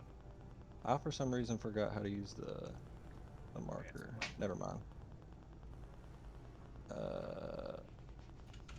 I'm gonna dash like this way, not towards him, but like away from him. Alright. Fair enough. And let me see, do I got anything bonus action wise? Nope, that's it. Is dashing a global action, like for everybody, or do you have to have it No, as a it- feat? No, No, it's, you can dash it's as an global. action. Yeah. It's just some people can dash as a bonus action, like Channing Well, can. I was going to ask that. So does that theoretically mean I can dash twice? Yes. Yeah. Theoretically. You can bonus action dash and action dash on top of regular movement. Mario Kart double dash. So would that mean he would have 90 or 120 feet if he double dashed? He would have 30, and then his dash would give him another 30, and then his That'd just be 90. bonus Okay. action would be 30, so 90 total. So 90. Okay, just making sure. I have 35. My walking speed. Okay, so Sure, sure. 35, 70, 105. There you go, faster. Pel, you doing anything else? Nah, that's it. I'm good. Okay, Vorik, you are the next quickest. What are you doing? I'm gonna do what I said. Double dash. Where are you going? Oh my god. Alright. How do we, what do we say? 105? Yep. Yep, 105. That's close enough. Okay. Well, if that does it for you, then Alfred is next. What's Alfred doing? I see Vorik like to the left of me, and I yell out to Vorik, "Go inside the house. Make sure anyone in there is safe and okay. I'm gonna go try to extinguish the fire on the fence so it doesn't spread to the house. I'm just gonna dash another 60 feet." Okay. Alfred won't be the hero, and Warwick's actually just gonna go rob everything. Yeah, That's what I was thinking. that is exactly what's about to happen. What do you got So- here? So Alfred sprints into what appears to be an old garden that has been harvested already for the year. At this time, the beast tears another mouthful of beef off of the side of the cow, gulps it, then looks up and sees people sprinting in its general direction, and gives another loud "Ah!" before it turns and beats its wings, flying in this direction. Ah, shit. Right about there. Oh no, dude. And Oh no. let's see. Oh, lovely. That's a good direction. That's a beautiful direction. If he didn't go that Okay. direction, I'd be offended. And let's Oh, see snap. here. Let me double check my stuff here. Oh, okay. Hold up. Let me see. Okay, so it actually gets to about here. Right, yeah, right about there. Oh, that's even worse. Then, double check Ooh, this. get it? Dragonborn versus a Phoenix. I like it. Oh. And it is now flying about 50 feet in the air above the ground. And as it flies over, it beats its wings and gives a loud as all of the fire that encompasses this creature gets wafted in sort of a boom, but wafted down towards the ground in a large wave of fire. I need Alfred. Let me see what the range on this is, or the area rather. 999 feet. Well, it'll also depend on trajectory. Cut these 50 feet up.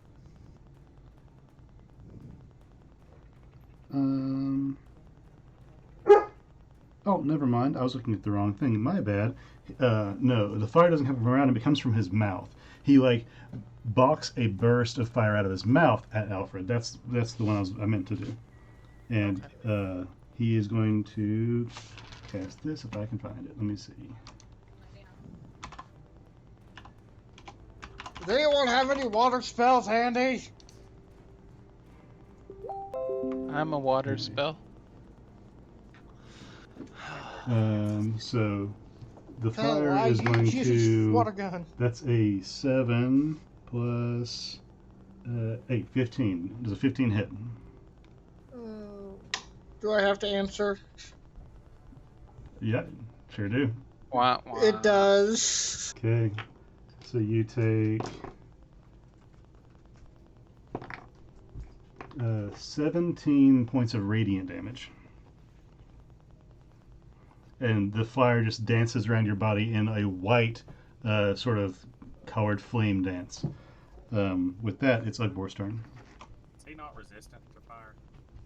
It's radiant, not fire. Yeah, it's radiant.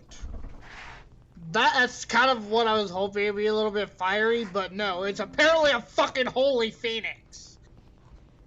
Yeah, it tussles with Durgma, bro. Durgma. Yeah, my thing. Yeah. The dragon that it took an army to fall. 2 armies. Yeah, 2 armies. That's 2 right. armies. I got This the thing popcorn. wrestled with it. I got the popcorn, guys. It's fine. Okay, Hubbar, what you got, We're gonna do a dashy do. Yep. man?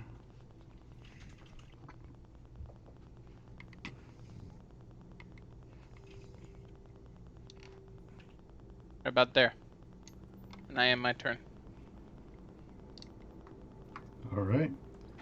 Flint, you see all this happening. You see Alfred get wafted with almost pure white fire, and everybody's running in a certain direction. What are you doing? What indeed? So I have the looking for it really quick. Sorry.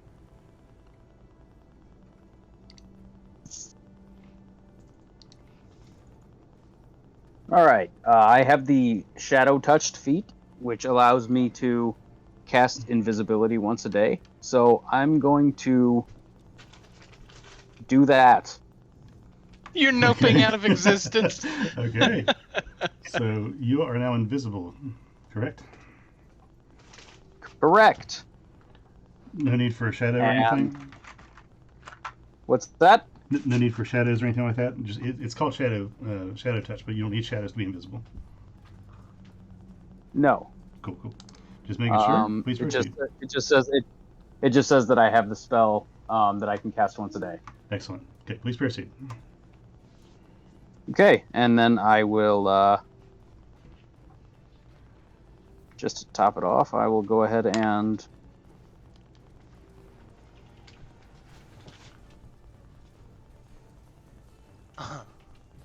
blow it. If you're visible, technically you have advantage. If he can't see you.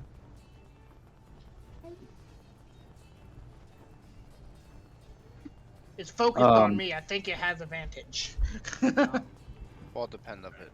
Yeah. Just depends.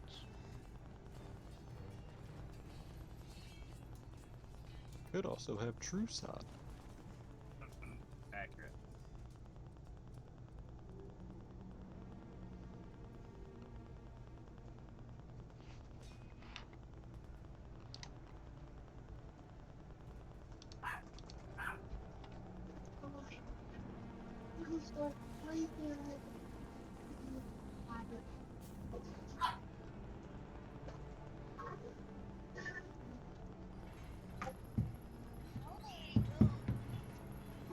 Okay. Is that all for Flint? Is being invisible?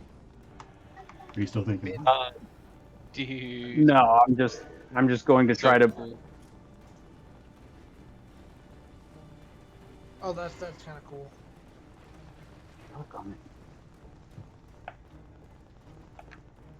All right, so the farmhouse is where the Pheonix is. I'm going to.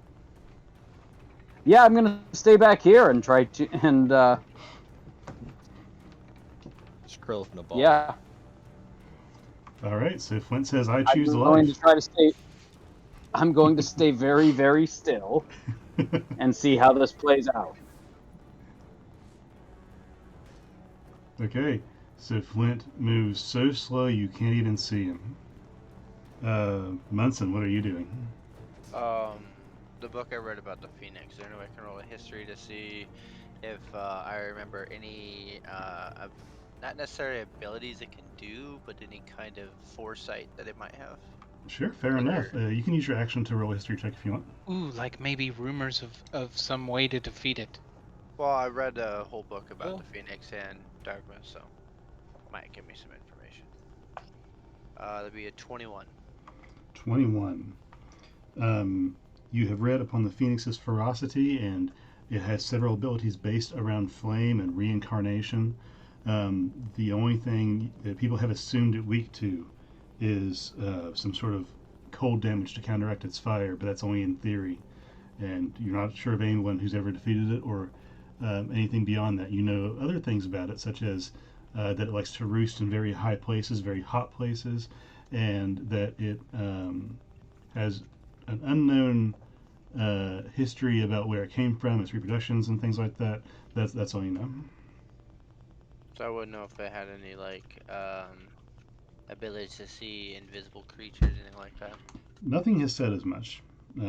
If it has that ability, nobody's ever discovered it. Or maybe they've discovered it and they're not around to talk about it anymore. Well, that's fine. And then I will bonus action activate that. Okay. Get the hell out of here. Well, it's design, and then so I just have my regular movement right now. I'll move 30 that way and end my turn. Okay. We're back up to Pell. What is Pell doing? Seeing all this. I'm also going to cast Greater Invisibility on myself. Okay. And I'm going to go, let's see, I think 30 feet I'll be like, right. Yeah. Okay. Excellent. That's it. Well, with that, Vorik, it's up to you. You see Alfred in front of you yelling to go in the house and save people, then immediately get roasted by the Pheonix in front of him. Yeah. Word's gonna dip. And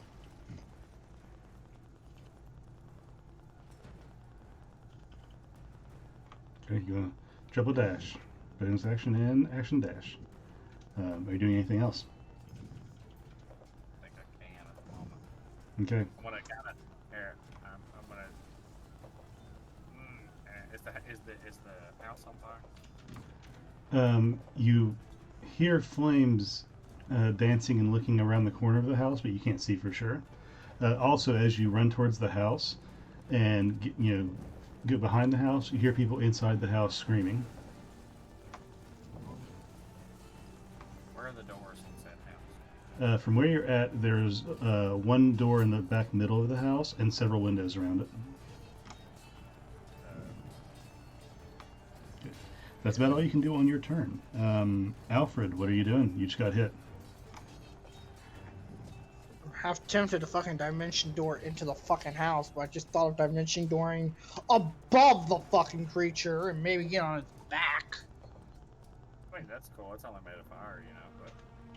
Yeah, but I'm also resistant to fire, and it won't exactly... I think you should definitely do that. That sounds smart.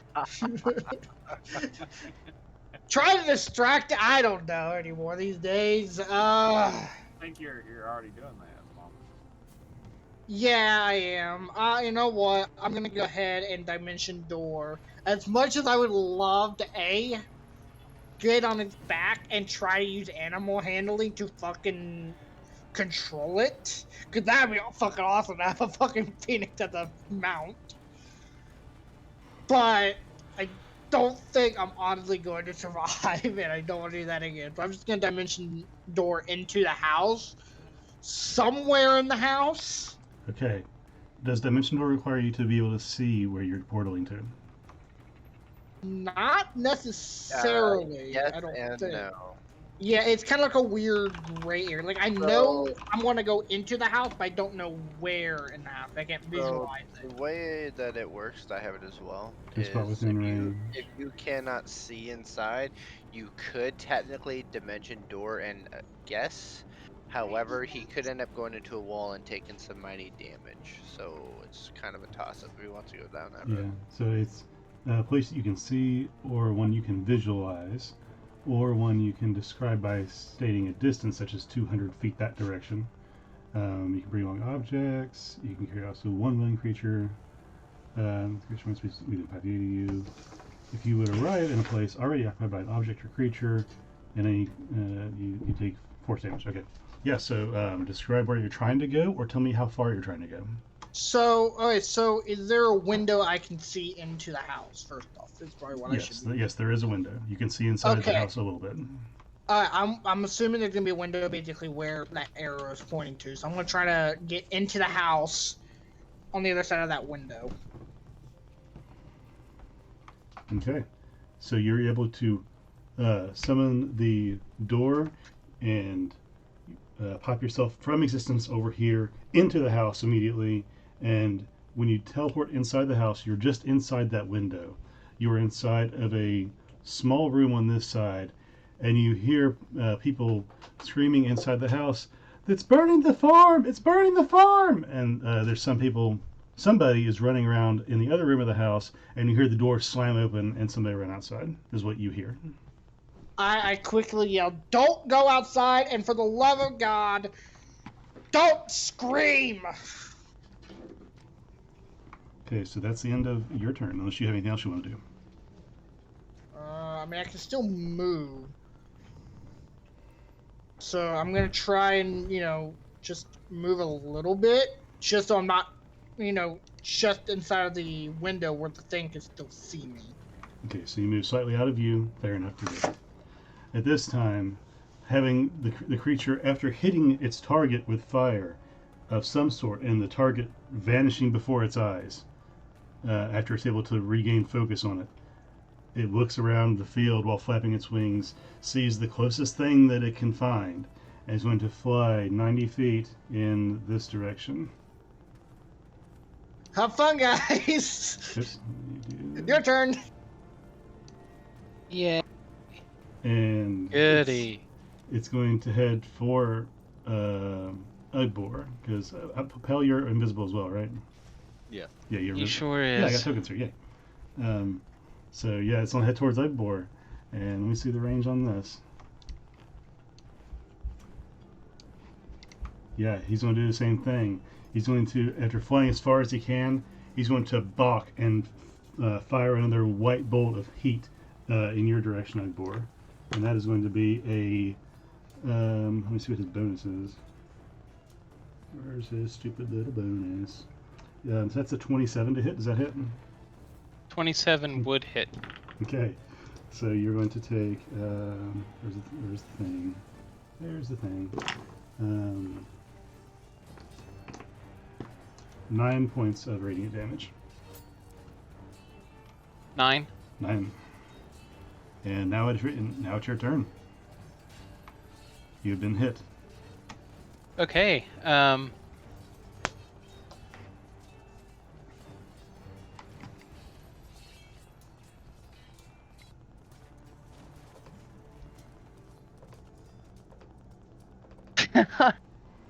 This is a mighty position to be in. It's 50 feet in the air, like 60 feet in front of you. How's your trigonometry? Yeah. That's about 90 feet in total, if I remember correctly.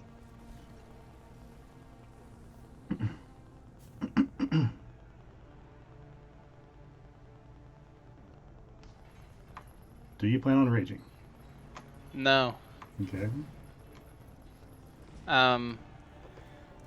Although perhaps maybe I should. 1 second. Yes. Okay. I am going to rage. Okay, you are raging. Do you have any specific way or description for how you rage? Out of curiosity. Yeah. So, immediately after being struck with the flames, the pain sears my skin, and as if a floodgate was released, I am able to feel this energy welling up inside of me, and eyes turn red. Let's do this. Yar. Awesome. So after raging and bringing that to the surface, what are you doing? Are you going to move or try and attack? Yeah. I'm going to just dash for my friends. Dash for cover. Okay.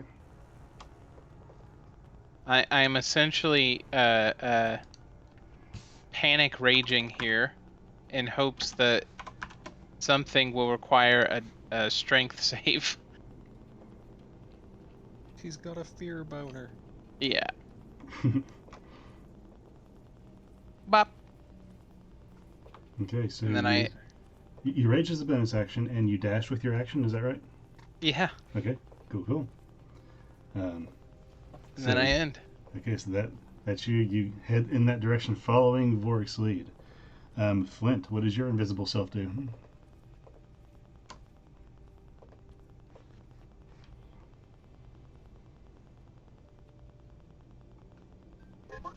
So, does dashing affect the invisibility? No, you just have to attack or cast a spell to end it. Yep. Or I think you All can right then. voluntarily drop it as well. Yeah. And dashing does double the distance? Correct.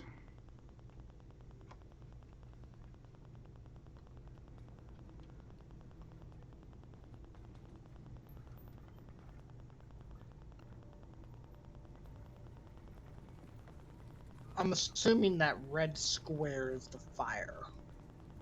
I'll move up there quiet as I can. Okay. Good to know.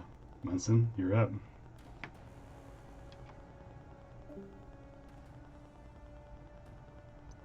And Flint's gone again. Hey, he's back.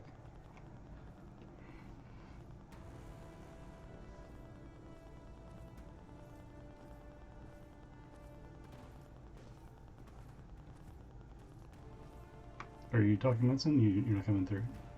I'm gonna move 60 feet. I'm gonna dash over to here with my bonus action, with Mhm. my expedition retreat. I'm gonna light up. My whole body's gonna turn green. I'm gonna light up, and I'm going to transform my spell into a 5th level lightning bolt at it. Give me a DC 17 Dex save, Okay. DC and I'm 17. gonna make it necrotic damage. Okay, that's a failure. He rolled a 4 plus 5, which is 9. Okay, I will roll the damage now. See, that's 11. It's 24. God, I'm good. Rolling good. 29, 32, 33. Ooh, 39 necrotic damage. Wow. Okay. And You cast the bolt at the creature, and the energy wraps around it and constricts on it, and the creature squawks in pain. then I'm gonna look at and just I'm gonna as I'm glowing green, I'm just gonna look at him and point a direction to leave. So I'm gonna point like to the north or northeast and be like, "Leave now!" All right. And that is my turn. Okay. Hell, you're up.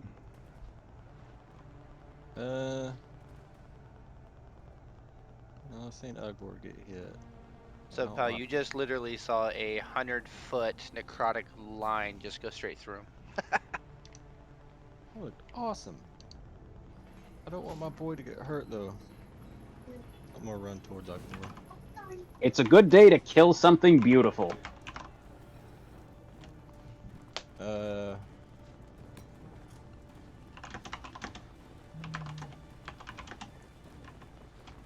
How far away is he?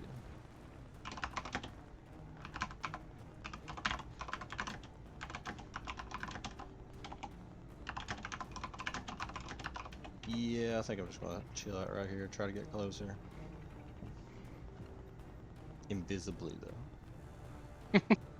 Well, you're also greater, so you can do things and just stay invisible. Yeah, I dash as an action though. Get over here. Correct. Alright, I'm Gucci. Okay. Vorik, on your turn, you hear the people yelling, and you hear the door open and slam from the front, and you hear a man scream and then run back inside and slam the door and push furniture up against it. So it's your turn, and I want to point out that what is the red box you drew? I was asking you where the door was. Okay, sorry. I thought that's what that was. Yeah, I meant over here, like in the middle of this wall. Oh, Yeah. You're basically there. right there. Yeah. Okay. I'm just gonna go up there and see if it's open. Okay. You walk up to the door and try it, and it unlocks. It opens. Hey. Okay. Then I'm gonna open it. Like, what's everybody doing here? Looking inside, you see two women, one half elf lady and a younger seeming girl. She's very short. And you see a human at the door who's pushing furniture at the against the door, on the end of the foyer, on the straight through the house.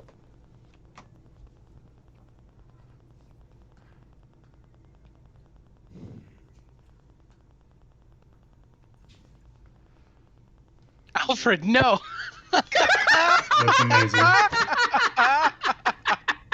That's really funny. Oh, that's great. That is the best.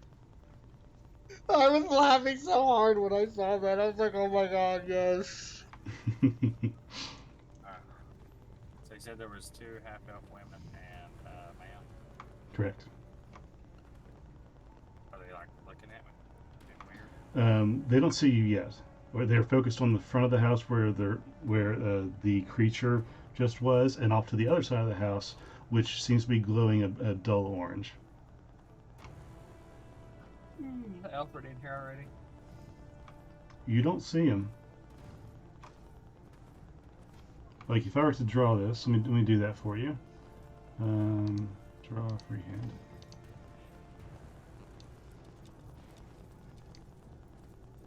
This is basically the layout of the house. It's one giant room and then 2 small rooms off to the side. Oh. Door here? And here? Correct. The one in front of Alfred right there is open, but you don't see him. And there's a door outside where you are and a door outside over here. And that's what you got. Okay. They don't see me. I want to stealth.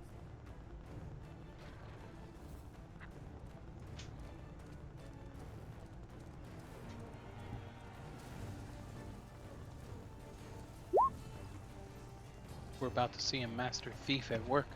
Hell yeah. Wow. Incredible. Almost perfect. So, yeah, you are not seen by anybody. Where are you trying to sneak and what are you doing? I want to try to go in this room. Okay. On your immediate right? Yeah, the first room here. Okay. Yeah, the door is open. It doesn't. It's not locked or anything. It opens quietly, and you're able to sneak inside. Do you close the door behind you? Yeah. Okay. Close the door behind you. You look around, and you see a small bed with a plain light purple bed sheet, and there's some children's drawings on parchment with ink and paint that are plastered to the wall with nails and little tacks and things. Nothing that looks worth anything worth any value. Not that you can see. There's just a few little wood carved toys in the floor, a rack that has clothes on it with little hooks, and the bed and a little nightstand's all you see. Okay.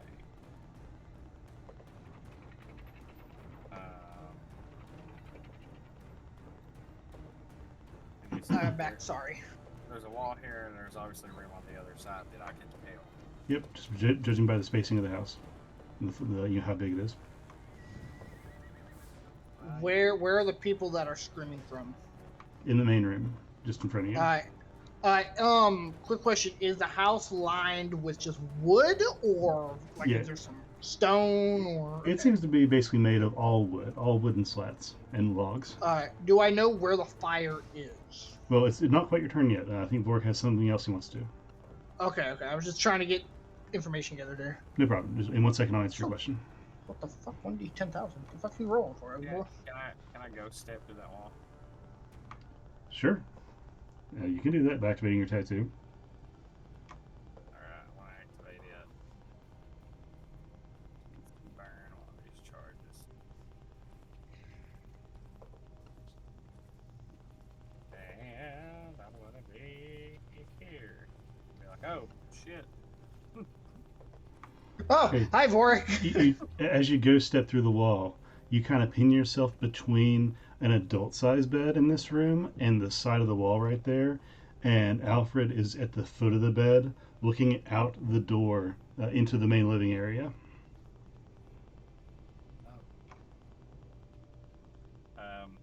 You didn't are you doing here?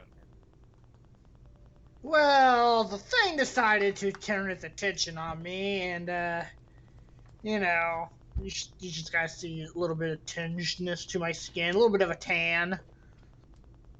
It kind of shot me up with a little bit of holy fire, so to speak. So I decided to mention door in here instead.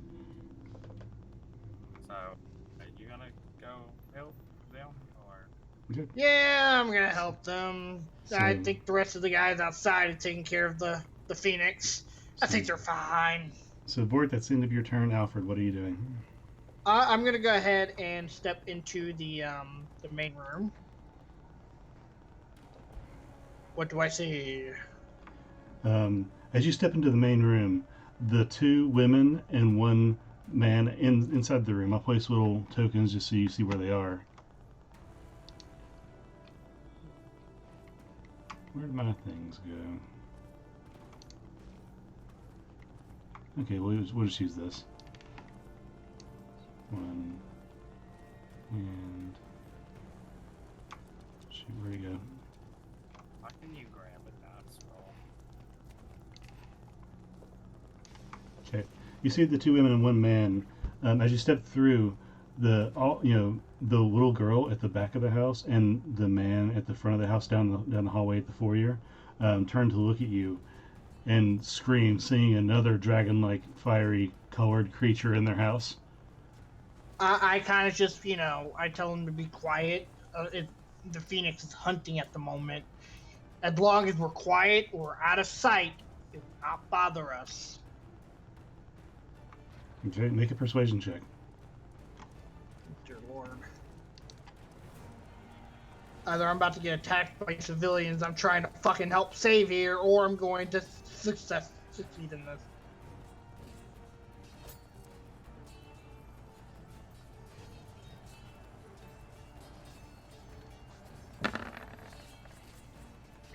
$17. Okay, you say this, and they kind of go quiet and look around and look out the window to see what's going on back to you, and then the guy kind of nods anxiously but acceptingly and goes back to his little girl and comforts her as he goes to gesture his wife away from the burning wall on the far side of the building. It's just starting to really catch fire up through the window. Alright, which area is it? It is like this is his wife staring out of a window, and outside the window you see flames start to lick up the side of the glass. Alright, I'm gonna walk up to the window itself. Mm-hmm. And I'm gonna go ahead, and I'm assuming this is real fire, right? This is actual real fire. I mean, as far as you know. So I'm going to go ahead and control flames and extinguish it. Well, I will say you did use your action to persuade them to listen to you. Okay. So I'll just stare at it right now, I guess. Okay, you're preparing to do something about that. Yeah. Okay, so now it's the creature's turn. The Phoenix, being hit by a ray of pain from Munson, is going to squawk away and turn this direction and start flying this way. And I should have measured that real quick. Let me see. 60. So it gets to about there. And as it's doing that, it wing beats, and fire is spitting from its wings, but it raises in altitude. It is now 70 feet in the air, and resting in a position, curving in an arc away from over the farm. And that leaves us Ugbor. What are you doing, my friend? Crying. I think it's appropriate because I think your rage ends. Yeah, see, you let's raged see. last turn. You were hit before your turn, and you didn't attack or were attacked after you raged, so your rage has dropped at this time. Okay.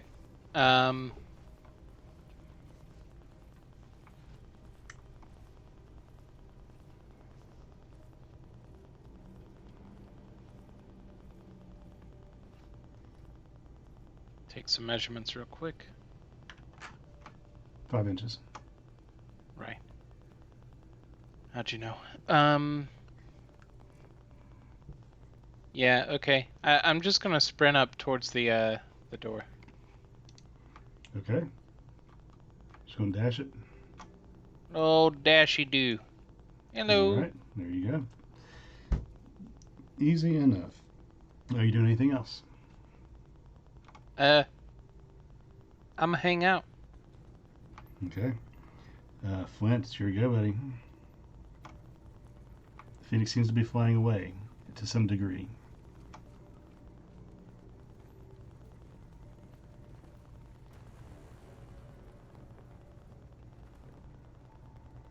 All right, I will make another daring 50-yard dash toward the farmhouse to see if I can. Hold on.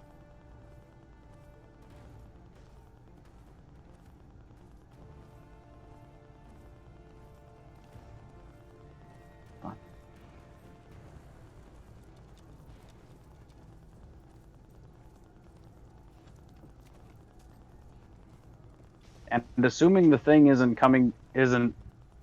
assuming the thing really is flying away, maybe I'll just, leave it at that. Again, I'm just assessing. Cool. Cool. All right. Well, Munson, it is now your go again. I'm going to do a dash, bonus action dash to here. Mhm. And you said he's 70? Yep, he's 70 feet in the air. Perfect. Does it look like he's headed, like the way his body's faces look like he's headed out?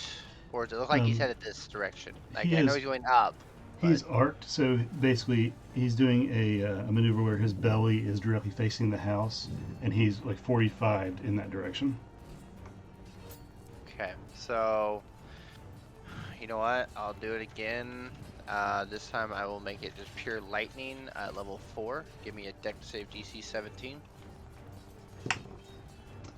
That is that's 12. Okay, I'll roll more damage. It's 13 plus. Oh, rolled well again. 13 plus 22 plus 28. And 28, 34, 38 damage of lightning. 38 damage. Damn. You slap it again with a whip of giant lightning through the air, and as it cracks the creature again, you get another squawk of pain as it tries to flap even harder. Okay, that'll be my turn. Okay, hell no. What you got? I'm like, holy shit. Munson beating the hell out of this thing. And I'm just gonna try to keep running towards the house like everybody else. Yeah, like right. Yeah. That's it. I'm fat and slow. All right, Vorik, your turn, buddy. You just got back, and it's your turn again. Munson single-handedly beating this thing down. Yeah, dude, it's dead. Lightning You is just an killed it. OP. Well, actually, I'm doing necrotic and lightning, so it's more fun. Ah. Hey, cool. Anything about you in this room? Just start off. No, just you. So it begins. Just you right now. Oh. Look it up. Inspiration from me.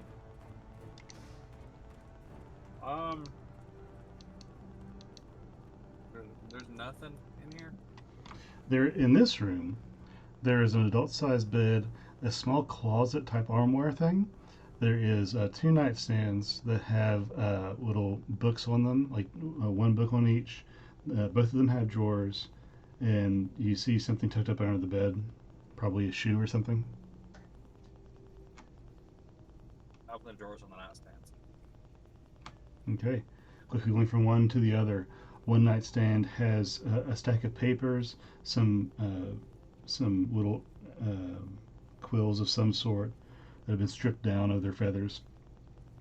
And on the other side has a small leather-bound book that looks like hand-bound, and a small little pouch. What's the pouch? Using your action to investigate, you find inside the pouch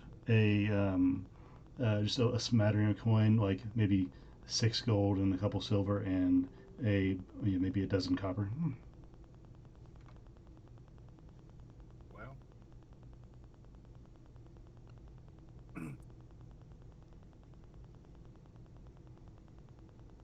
I'm gonna take it. Yeah, that's right. I didn't Okay. want to say it, but I was like, he's gonna take everything. So you add to your inventory 6 gold, 12 copper, and 4 silver. Okay. And the book? Anything like worthwhile? In the book, it looks like a detailed list of expenses and sales. You see sales of some grains and corns, some beef and eggs and things that have been taken to town.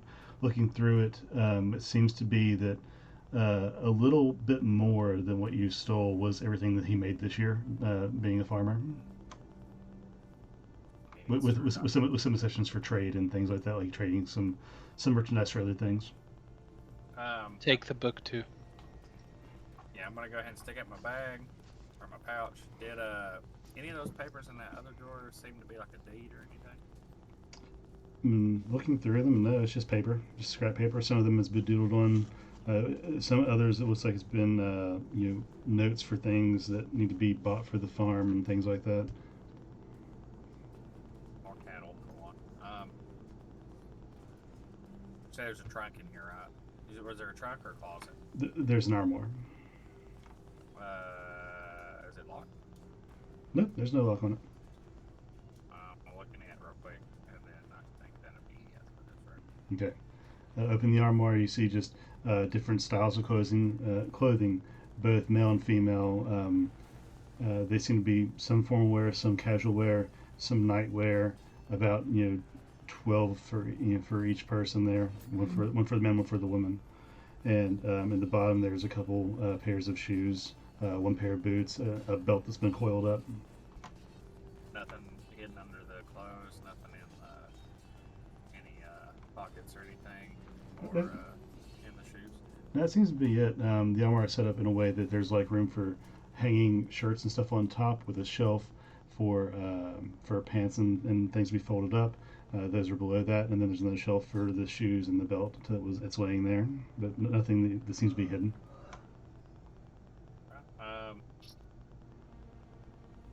He said there was like shoes kicked under the bed. We'll take it. How's the bed set up? Just a Like standard 4-post bed. Yeah, it's the head of the bed is towards the south side of the house. Fork, you know what you gotta do. Steal the bed. Hey, I got a funny story for that later. Look under the bed real quick. If there is a mattress like thing on here, I'm gonna look under it. It seems to be the mattress is made of straw, and there's a sheet that's been wrapped around that and tied. And on top of that is just their bed, the covers and comforter that they sleep under. Underneath the bed, it seems like there's a couple extra pairs of shoes, one more copper that's been lost behind the head of the bed, and some dust and lint and other things. That's about it. So there's no like, can I lift the mattress? Like, is that a thing? Can I look under it? Not at this time. You already used your action. Okay. Well, then I'm gonna wait and do that next time. Okay. With that extensive investigation, Alfred, sure go. I'm gonna go ahead and control flames, the fire that is licking outside the house, so outside this window, and extinguish it. Excellent. What is the total area it can control? I'm looking that up. That is actually a good question. Control flames. Cantrip. You can do 5 feet in one direction, so you can control 5 feet of flames at a time. So how big is this fire? Okay, looking outside, it appears like the fire is probably just over 5 feet. But it's expanding, so if you extinguish 5 feet, it probably would all go out on this side of the house. You don't see anywhere else right now. It seems like it just had a something spark on the side as the Pheonix flew over the first time, going down towards the first cow, because the fence on the enclosure is on fire, and just this part of the house seems to be on fire. There doesn't seem to be anything else. Alright, I'm gonna go ahead and extinguish basically from the closest parts of the house outwards. Okay, so using control flames, well, actually, tell me, how do you control the flames? Jeez, okay. So you can kind of just see me, my hands, both my hands are outreached a little bit. And you can kind of just see my hands, like my fingers, crunch up into a ball. And then I just slap my hands together like I'm squishing something, and the flames just kind of just extinguish. Okay, and just like putting out, like turning off the light switch, the flames just go down and get turned off, and the fire is basically extinguished, as far as you can tell. Anything else on your turn? Yeah, I'm gonna go ahead and I'm assuming this building is connected via a door to the other building. It appears to be butted up against this house, but there is not actually a door on this side. Okay. I'm going to open up the window, and I'm going to step outside, but stay close to the house so the Pheonix doesn't see me. And I'm gonna basically make my way to this corner and look to see where there's more fire. Okay, you peek around the corner of that building there. Now, as you exit the window, you realize this is not a building, but this is actually a stable that has been built up against the house, but it is for shelter for the animals. So it's kind of open on one side, and that's the side you're peeking around. But looking at the fence, you see the fence has been burned down on one side. So a section is missing, right? We'll just say here. That section of the fence is missing, but it's been burned down to cinders. The fire did not spread any further than that. So it seems, as far as you can tell, the fire is already out on this house. Alright, cool. Now I'm just gonna end my turn there. All right. Now the Pheonix is going to swing this way as it flies and go about there's where it's going to get as it swoops down from its height down to snatch up this cow and then go back up into the air about 20 feet as it lifts the cow up, still alive and baying in terror as it's being lifted into the sky with talons piercing its abdomen. It's going to be about there, trying to fly in the direction away from the farm. And Ibor, it's your turn.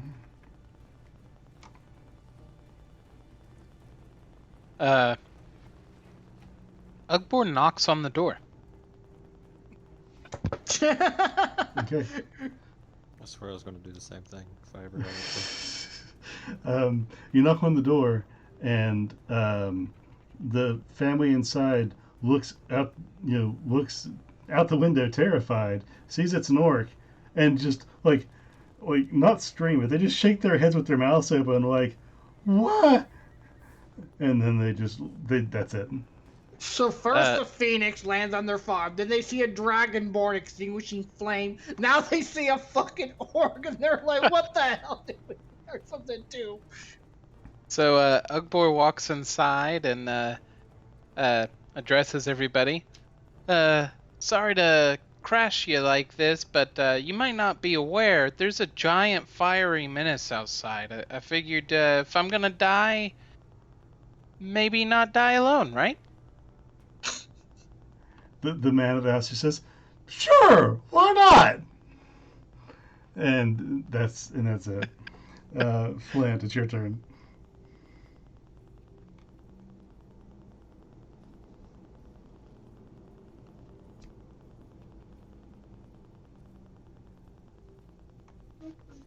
Talk on it. Not quite to the door yet. Hello.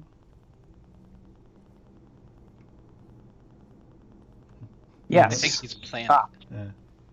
I thought Skip was gonna say something.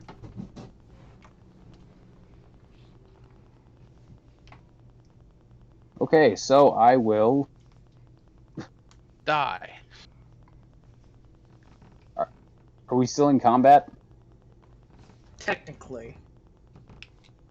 Like for one more turn. I'd imagine if you don't aggress it, it's probably gonna leave us alone now. And staying out of Okay. sight would probably help too. Sorry, I had a headphone issue there. What are you doing? He said he's gonna Guess I'm heading to the farmhouse. Okay, fair enough. So you're able to do that in your dashing, I'm guessing? Yes. Okay, excellent. That's where you are. Anything else for you? Nope, continue to be invisible. Okay, Munson, you're out, buddy. I will bonus action dash to there. Okay. Make sure he's still running away. Give me a deck save 17. You're a monster. He's getting his anger out from Sunder, basically. That one was at a 17 plus 8. So he succeeded. He succeeded. So he'll take half damage. Okay.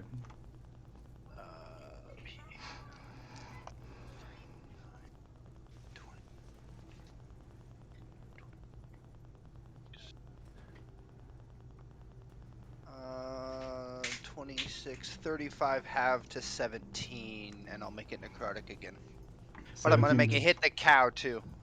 Okay, so 17 necrotic damage. The bolt flies through the sky and strikes basically at the talons that are holding the cow, damaging both the cow that was still alive and the phoenix. And as this happens, both creatures let out a noise, and the phoenix loses its grip on the cow, which falls slamming into the ground. Damn, if it was high enough, I could have technically featherfalled it and make it saved. Well, it would have taken the full 35 unless it makes a deck save, I guess, if the cow would have made the save. Cow Well, rolled a with 13. featherfall, it wouldn't. Well, what I'm saying is 35 damage. If the cow doesn't have 35 hit points, it would have died from the shot no matter what. Yeah, cow rolled a 13. It died. Oh, okay. Well, I that's get a steak for everyone. Okay. Hell, what are you doing? You're familiar with the word necrotic, correct? I wouldn't say it'd be good steak. Hell, you're muted. My bad. Scoop. I'm dashing. Dash. Okay. Use dare. I'm there now. Okay.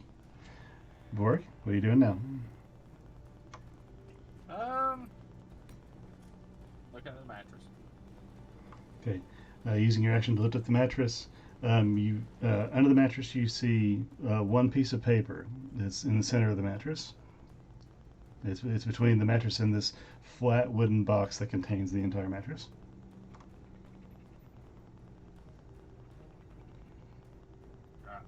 Can I examine it? See what that paper is?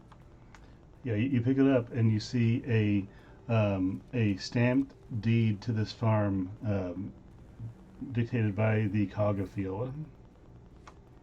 Yep, putting that in the bag.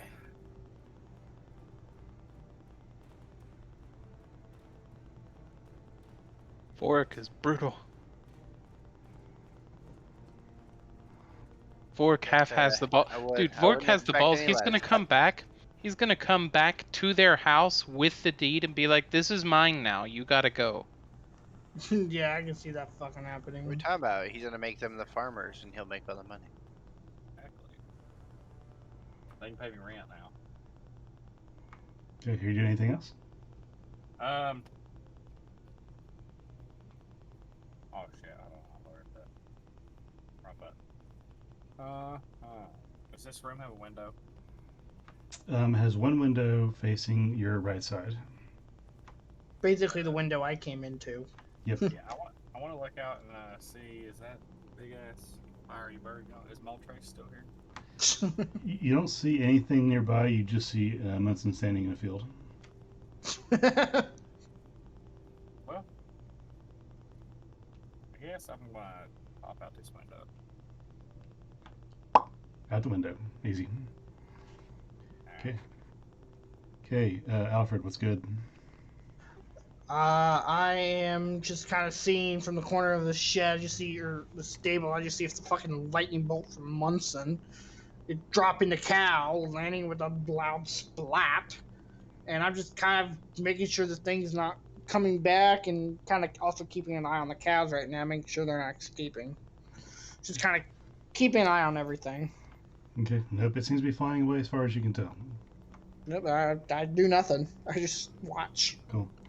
Well, on its turn, it takes its turn to fly way further away, using its action to fly faster, and this creature is gone. And with that, we are going to be out of initiative. Well, that happened. Basically, after that, Munson will do his full dash, no abilities to there, and just kind of collapse on the ground into the hay or the valley without anyone really seeing him, and he's just going to be on the ground in anger.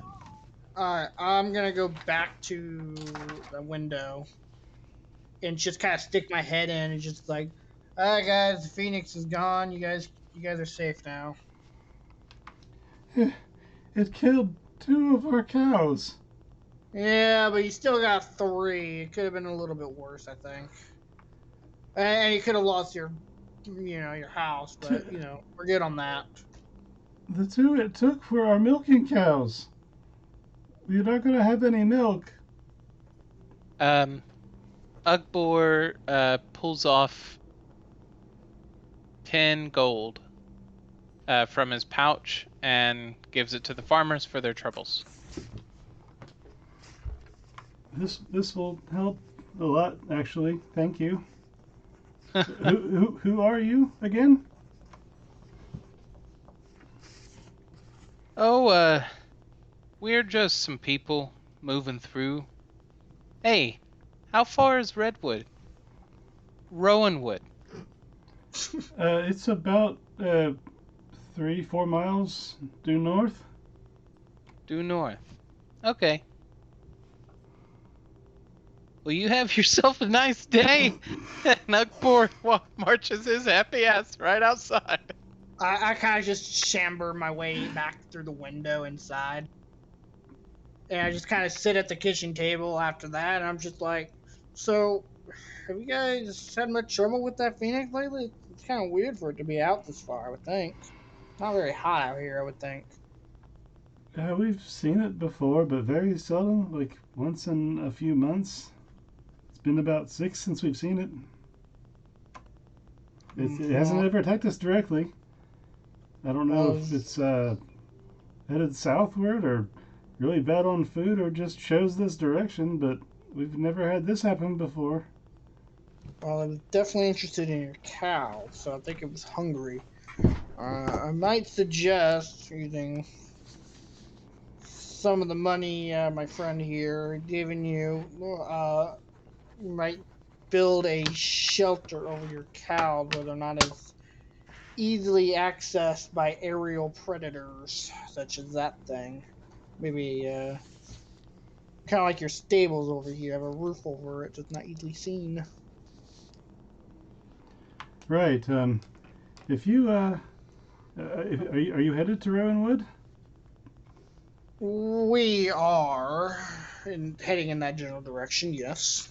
Okay. I don't know what kind of shelter we can build to help with something like that, but if you wouldn't mind, tell one of the guards there. I think the commander Bainbreeze is still in charge.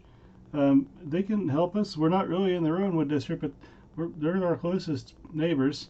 If they could send someone to just help us establish a little bit, that'd be great. Can you give me like a note thing in the journalism thing, Dustin, real quick? Oh, well, A note in the what? I didn't hear you. Where you in the my character sheet thing. Can you like give me like a note thing in there? That I Yeah, can... like where you would put like a handout or something. Yeah. I've never done that, but I will certainly try. Thank you.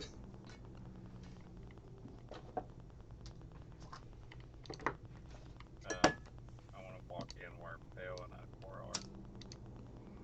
Well, Akbar would have ran into me. 'Cause I was standing there invisibly. I do not know where to add this at. It'd be kind of like adding a character sheet to a person, but instead of it being a character sheet, it should just be a. Oh, handout. There you go. And Yeah. what do you want me to put in the handout for you to remember? It's just a note thing. It's just something I can edit. Oh, cool.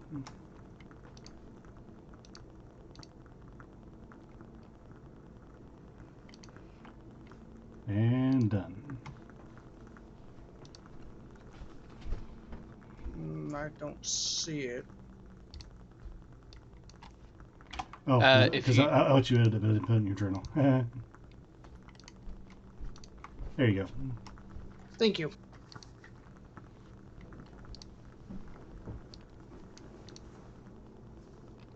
What was that name? General who? He just said Bainbreeze should be in charge. Ambreach. Bainbreeze. Okay, interesting. I can't actually seem to be doing anything with that. Okay. And they wanted us to deliver what message? Just for them to send someone to help, just generally. To help clean up and reestablish. I want to walk to that door where Akbar and Phil were.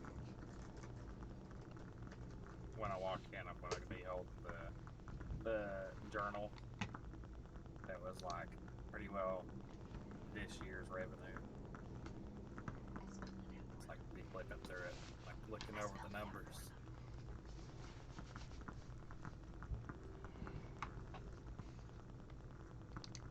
Okay, sorry, I had my friend cut out just a little bit there. You're going to the window where they were and do what now?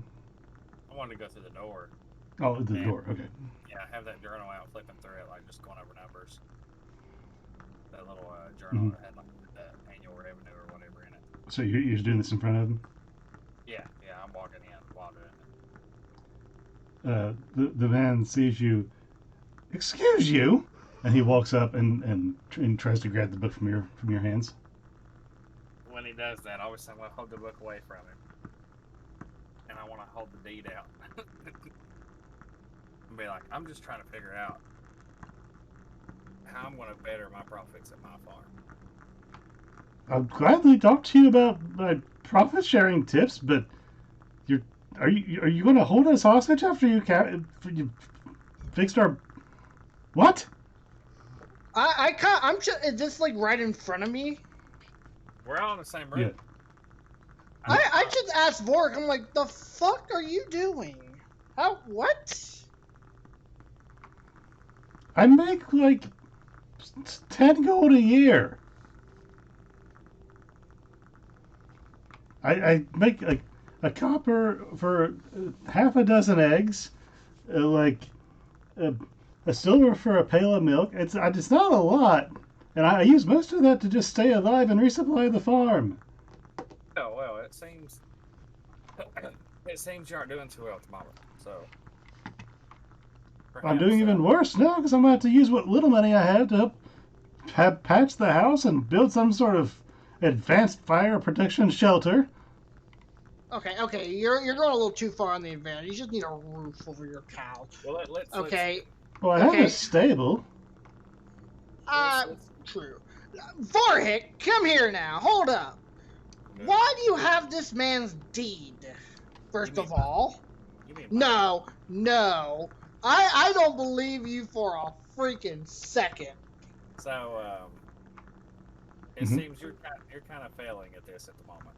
So that's how it does in better setup. That's 9/10 of the law.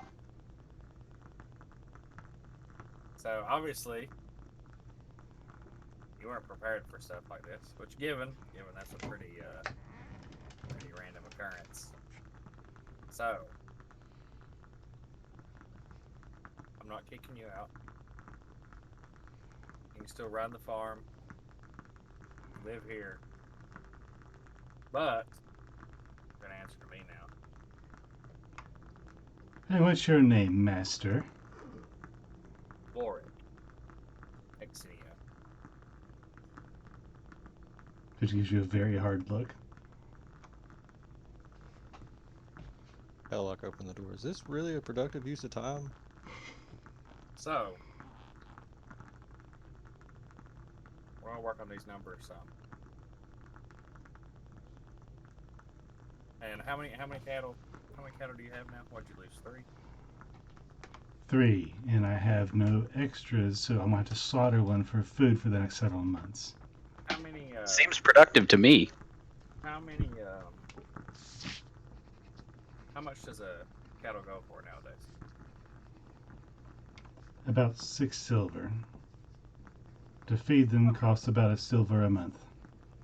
All right. Where do you do your dealings? Mostly in Fiola and Rowanwood. So, we're dealing in milk sales, beef sales, and I believe you said eggs.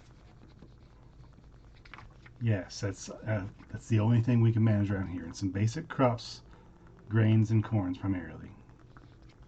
Okay. So, Hey, can I cast a spell? oh, yeah. Sure, what do you want to cast? I'm gonna cast Hold Person on board. No. Okay, Not yet. DC 17, but make you a wisdom save, Bubby.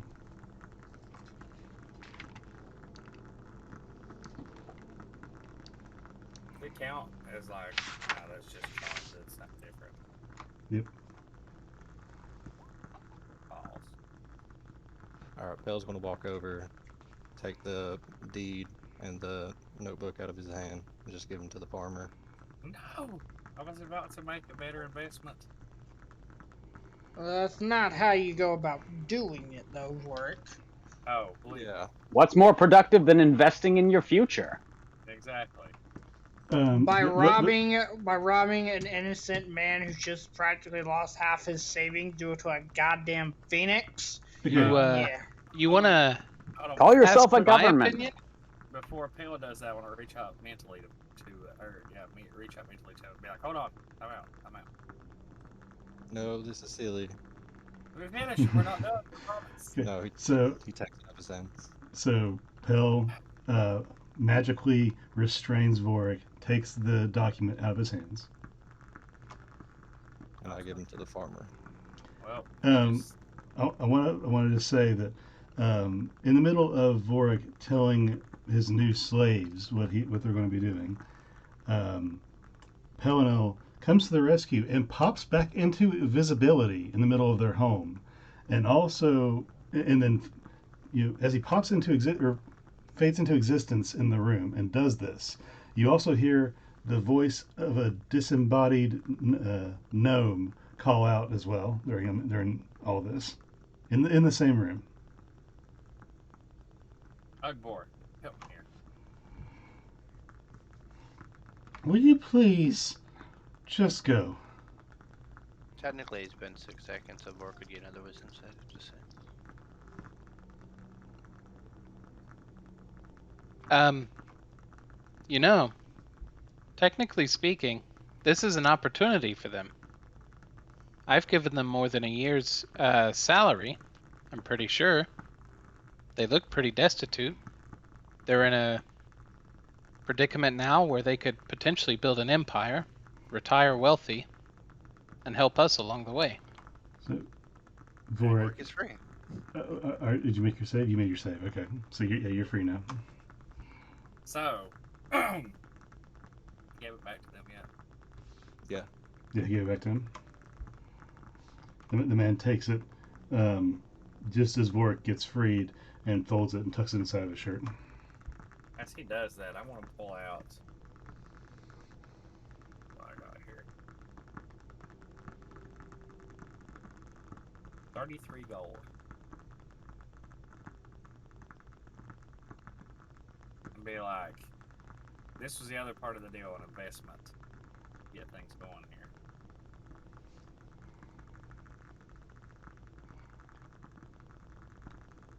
He looks at you for a second. What do you do with the gold? It's his. if that was part of the deal, why not invest in something that's going to make me money in the future?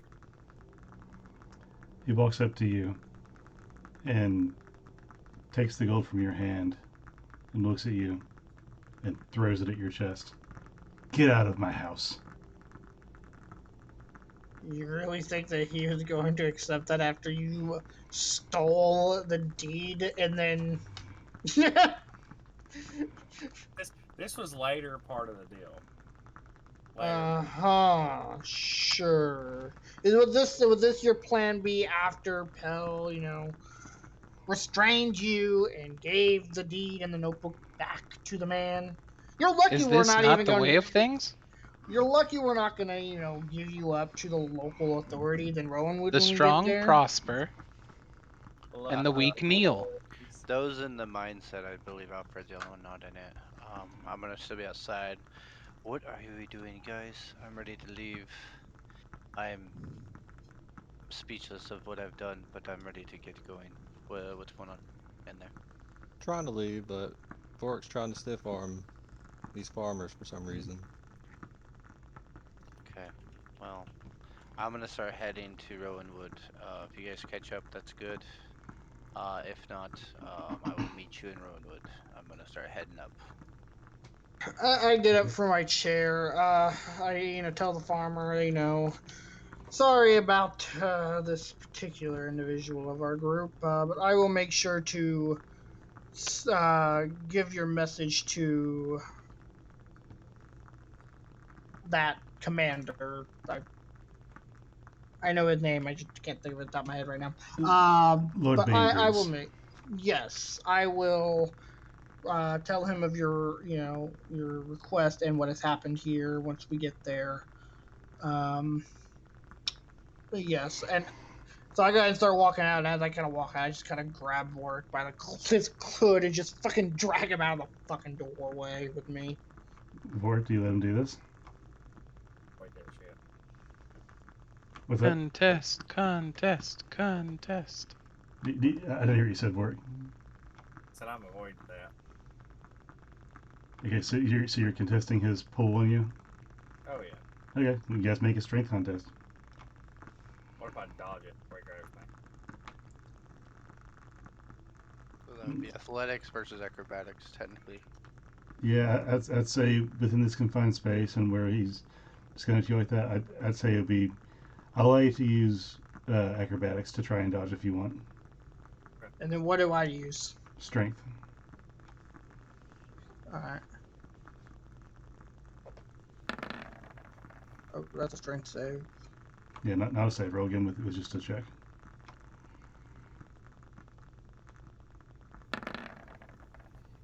Same thing. All right, good to know. Vort, what's your dex? Was that an 8? Yeah, it was an 8. Yeah. I beat it. My acrobatics is a +9. Yeah. Okay. And so you try and grab him, but Vort ducks out of your grasp. Can I mage hand him? Like, just forcefully just mage hand him out? Hey, hey. Vork weighs more than 10 pounds. You reckon it'd probably be a waste of your magic. Wait, I thought it was like 15 pounds. No, He also is more than 15 pounds, believe it or not. Hey, I don't know. He might be that fucking dexterous because he's that light. Well, I could pass him, make him fall asleep. fellas, come on. Something funny about that, just to let you know. I have can't be advantage put to sleep. against being charmed, and magic can't put me to sleep. Really? You have an advantage or charmed? Being charmed and magic can't put me to sleep. Being an elf. Oh, yeah, I forgot he's an elf. I thought he was some weird fucking hobgoblin. I'm also a pirate as far as background goes, so like I do have. Quick bad question. rep. Flint, do you maintain your invisibility?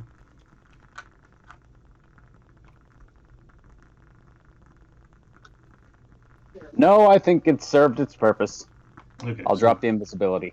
So the Flint reappears in front of you. No more. And he gestures towards Flint, just with an open hand. Just no more, please. Go less. Less is good. No, not more. Less. You have a few minutes to talk about the good news of the Iron Maiden. Oh, Oh, Jesus God. Christ Almighty! Pel's just gonna walk out. Be like, At Ready? this point, I just give up. These farmers are on their own. I'm just gonna walk out and just go. So who's left in here? I guess Munson is walking across the fields towards Rowanwood. Alfred just left. Flint, I know, is in there. You're in there. Ibor already left. Pell, where are you at? I was leaving. There's Okay. information I sent you in GM. Okay, I see that. So everyone's left but me and Flint. Yep, just you and Flint.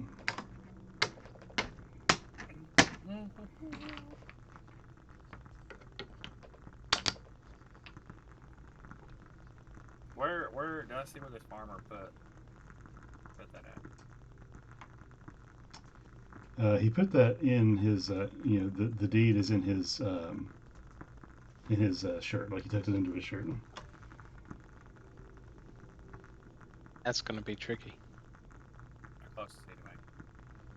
He's 10 feet away.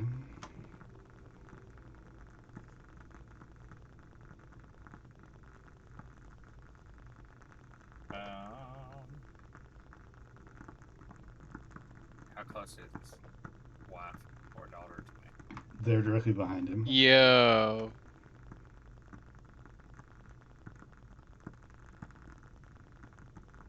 Oh, I'm not muted. Don't worry, I'm thinking the same exact thing, and I am not liking this. You said they're behind him? Yes. Are we the baddies? Close. So Or not. I want to throw a psychic dagger back there, but more of a distraction, not meaning to hit anybody. Okay, so you draw a purple ethereal dagger from your forearm and toss it right past them against the wall. Make an intimidation check. I need his reaction to how he reacts to this. Like, as he turns to see if said dagger hit. 19. He follows the dagger with his eyes and immediately turns to his family, and then back. Huh? I was saying, close the gap and come up behind him. Okay. He turns back around almost immediately, seeing that they're fine. Back to you. So, I'm pretty sure we're like face to face currently, right? Basically. I want to go ahead and have my other one out.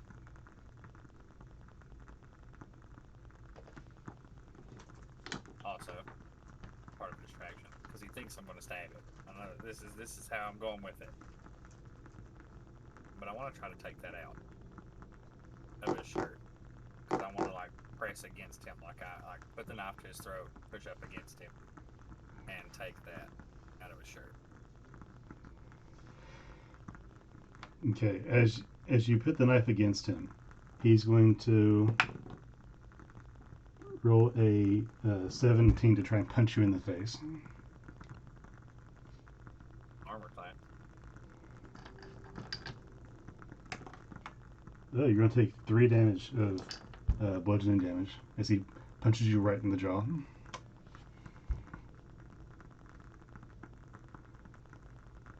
Guys, what the hell is taking him so long? I don't know, but probably not good. I don't. Was that mentally? Can you say that in our little group chat thing or not? No, it's Nah. not walking. Yeah, like out loud. Have we no. caught up to Munson at this point? No, matter of fact, Munson is gaining on you. Like, he apparently has not stopped sprinting. So, Vorik and Flint, I think, are still in the house.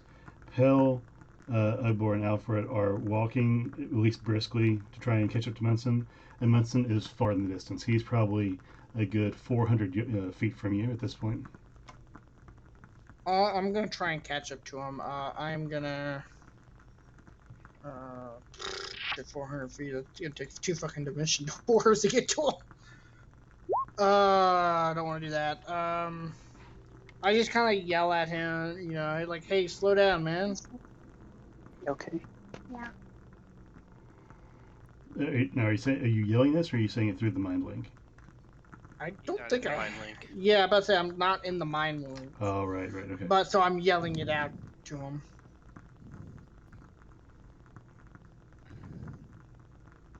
Vincent, do you do anything?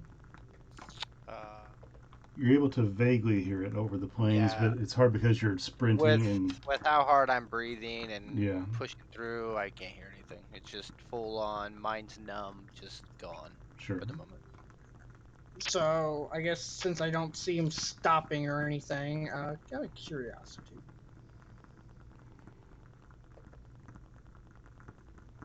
Damn, that's short range. I'm gonna just dimension door to the maximum range in front of me, just to close the distance. Okay. So what's the range on that? 200? 200. Okay. So I crossed basically halfway. Yeah, so you're about halfway up to Munson, but Munson is still sprinting full speed. Okay, now I'm gonna be sprinting. I'm gonna try again and yell at him, just like, "Hey, you know, slow down. You know what's going on." By the time Hey. you land, I'll be at 290 from you. Jesus say- Christ Almighty! Yeah, Dimension door is 500 feet. Oh, is it 500 feet? Okay, so you can get to 500 feet then if you're using Dimension Door.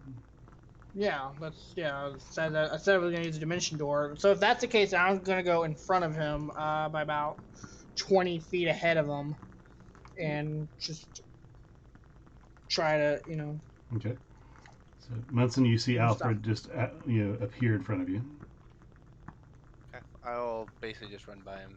Like, there's no words, nothing I'm saying. It's just he can hear the sprint and anger in the voice as I run by him. How far is he away from me now? You're 20, I'd be 70 past you. Yeah, he appears to be running at a speed of about 90. Jesus Christ Almighty! So, Pell, Slow down so I can put you to sleep. God damn it! you Seems to got be the any only of way to that stop long you. bottom leaf?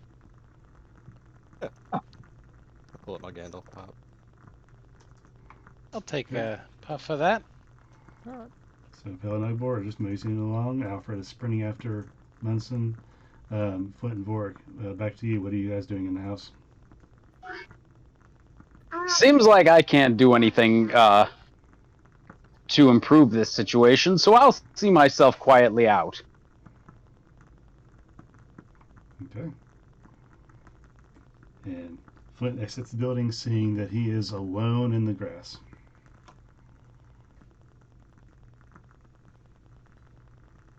So just me in here.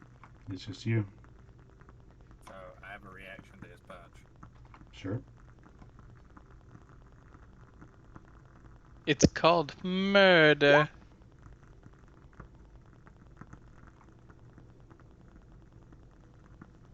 It says Dex. Does that just mean that's your ability to use it? That's just the ability. Okay. Yeah, that hits.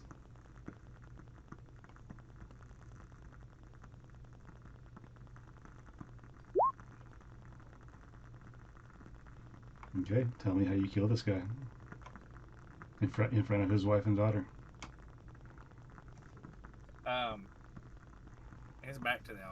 His back is to them, so they're not going to see it happen. But pretty well, my reaction to his punch You bully. is take it and then just come back like I'm coming back with my own punch to the ribs. But You villain, you. I can summon that dagger while I'm making that punch. Scoundrel.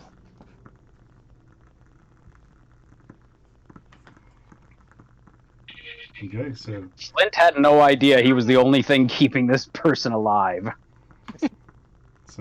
he collapses in front of you. I'm gonna Basically reach out, basically take that wordlessly. stuff. Say again, sorry. I'm gonna reach out and take that stuff back. Okay. Okay. Now I'm gonna look at them and be like, same deal. 33 gold or not.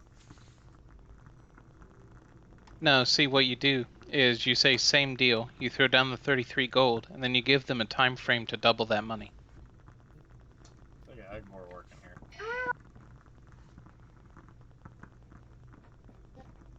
you see that fire guy? They they are in shock and don't say or do anything. Okay.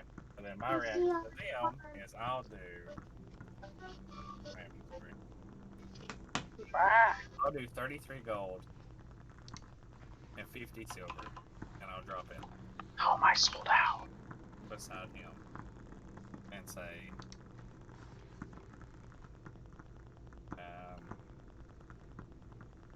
I'll be back for the interest and the profit. And just leave me, and then I will just walk out. Okay. Nothing happened. Flint is now several feet before you, and you see in the distance as there are several little dots that are your party running off towards the horizon. Vorik, what's your alignment on your character sheet? I'm neutral evil. Okay. So, eventually, Munson, you traverse almost the entire distance, all the way up to the city of Rowanwood, feeling quite winded. And as you try and catch your breath just for a second, seeing that you're just a couple 100 feet now from Rowanwood, having running several miles, with your party in various distance of tow. You look up to see the tree line before you, and rooted at the outskirts of the great Rowanwood forest, this metropolis being home to over 1,000 elves, allegedly, as far as you've read, along with some smatterings of other races such as half-elves, halflings, tieflings, other similar races. The city seems to grow out of the forest itself, with the large trees dotted through the buildings, which are clearly elven in their design and everything. The buildings that you can make out beyond the gates are formed as part of or by the trees around them. You'd be hard pressed to think of a city for which nature has done more, as it seems that the city has been built around the forest rather than in spite of it. This is a city known for its artistry, its enchantments, its knowledge, and it's home to the Diversium, a well-renowned college and center of learning, headed by the Archmage Nilian. Forgive me, I can't read my own writing here. Nilian Perthana, as well as the Elven High Council that governs Rowanwood.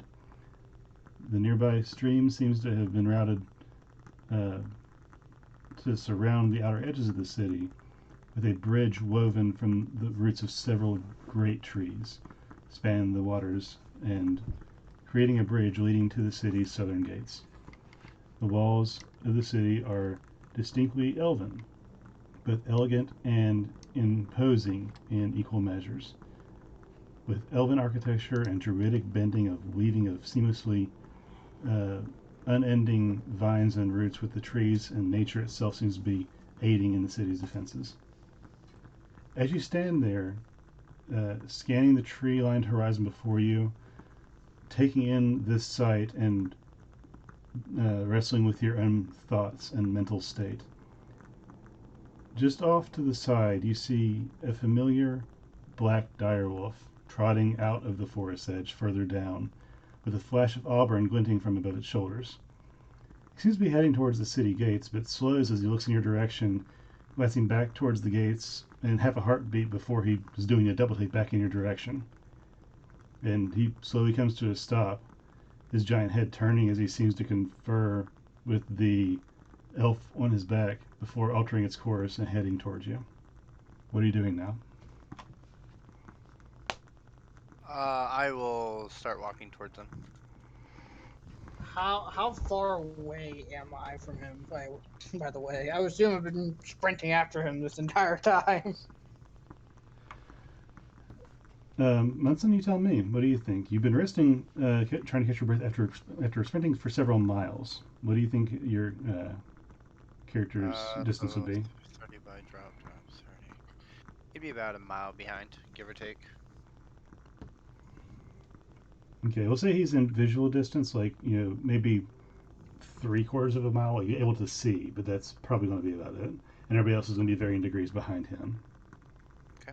Considering they've all been walking, I would say probably Yeah. much further. Do you expend any other charges of your dimension door to help try and close some of that distance?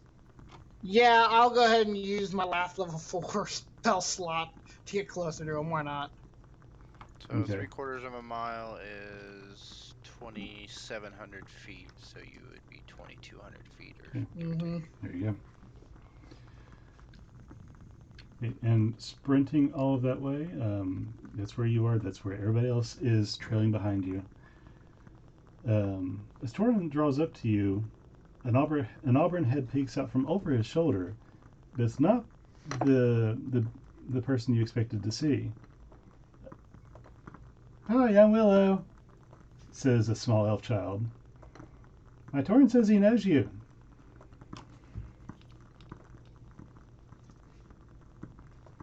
Sorry, what child was it? Just a small auburn-haired elven child. But it's definitely the dire wolf. Yes. It seems to be, yeah. Same dire wolf. It's very large and has runes on it. And the little girl says that her Torin knows you. I will. As she says that, I won't say anything right away. I will just kind of do like a small, like, smile smirk, and like give her like a light bow.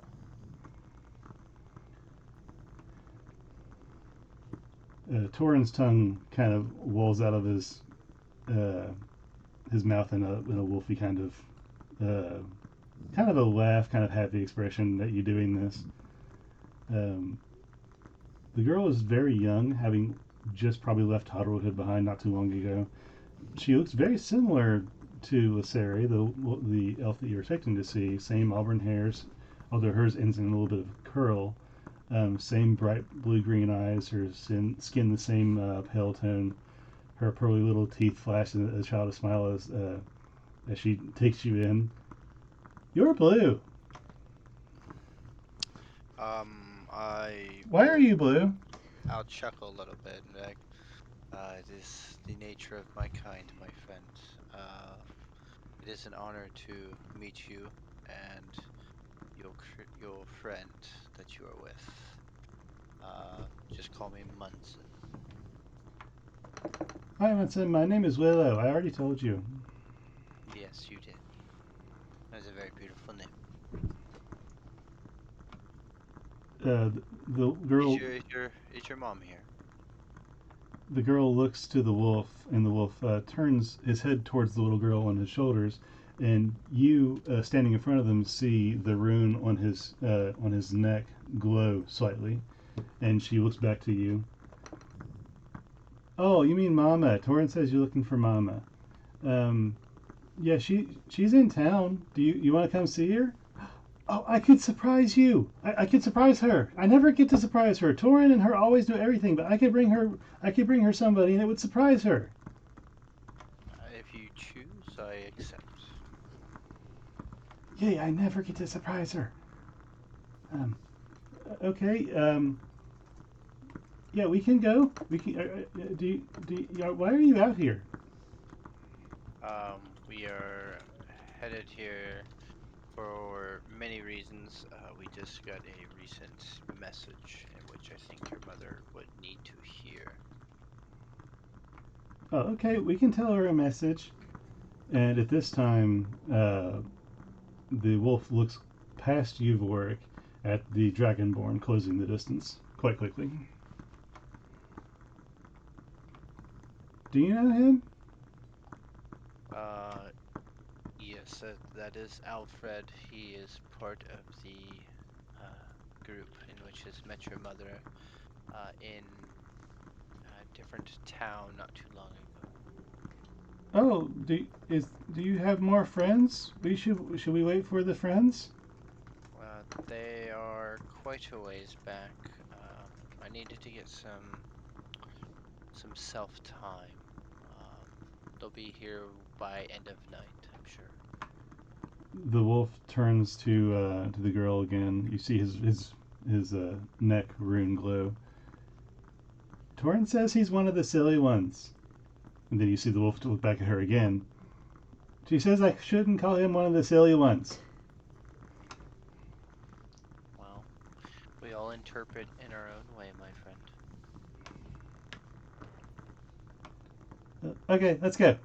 And she gets her hands on the fur of the shoulders of Torin and kind of pulls him in a direction very slightly, and also leans that way. So Torin turns and starts to head in the direction of the gates of Rowanwood, slow enough that you can keep up with him. Okay, sounds good. Alfred, you see this exchange, not verbally, you can't hear it, but you see these actions happening in the distance before you. What are you doing about it? I'm still trying to catch up to fucking Munson. I don't know what he's doing in a hurry. God damn it, he's fast. Also, was that Torin? Fucking hell. Okay, we'll say just generally, what are the other four of you doing?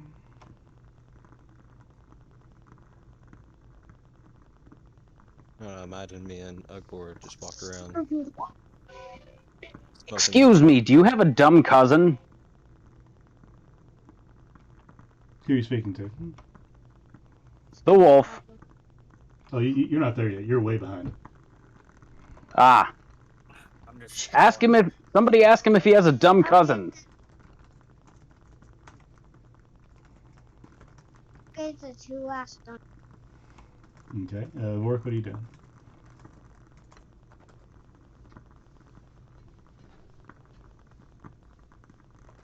y'all there.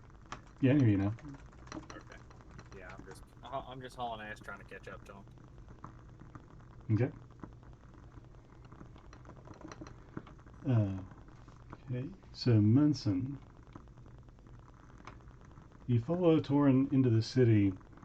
As he approaches the gates, he looks. The Elven guards standing at attention on either side of the city's entrance, taking in each of their positions, and kind of looking around, seeming satisfied. He kind of nods very slightly, as before he continues on his way. And as they get close and pass, you see Willow wave sweetly at the guards that are standing outside the gate from the tops of Torin's shoulders. The guards, seeing the wolf and the child, cross their right arms over their chests and bow their heads deeply in a clear gesture of respect. They give your group, well, in this case, Munson, a wary look, but seeing that you are with them, do not bar your passage in any way. Okay. Uh, As I walk through, I will do like a slight formal bow to the guards. I won't stop. I'll do like a walk bow in like a respectful way. Okay. As you follow Torin into the city, watching as he weaves through the crowds of elves who, almost without fail, nod their heads respectfully as he passes. Looking to the city around you, you see that your initial observation was from afar has proven true. The city is built around the natural layout of the forest. The elven buildings here are, for the most part, all built into the surrounding flora, with elegant lines, high arcing roofs, poetic architecture, and throughout it all, nature. A stream winds its way through the city's footprint, with both natural and crafted waterfalls that pour into the central valley within the walls. Further back into the forest, you see that the city continues, although to what extent you're not sure. But you do see a larger scale structures interwoven between the massive trees beyond.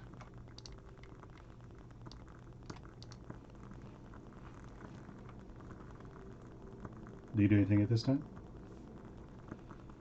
I would just be following.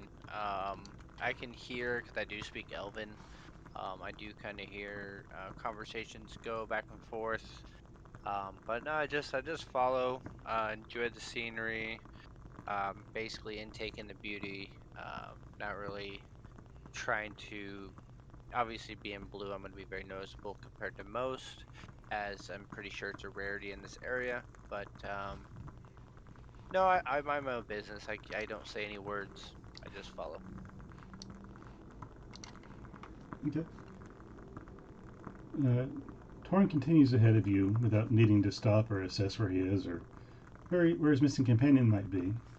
Keeping a steady pace, he walks past several buildings and decorative structures until he reaches a stone path that lost my place. Stone path leading up to a sort of a maypole structure.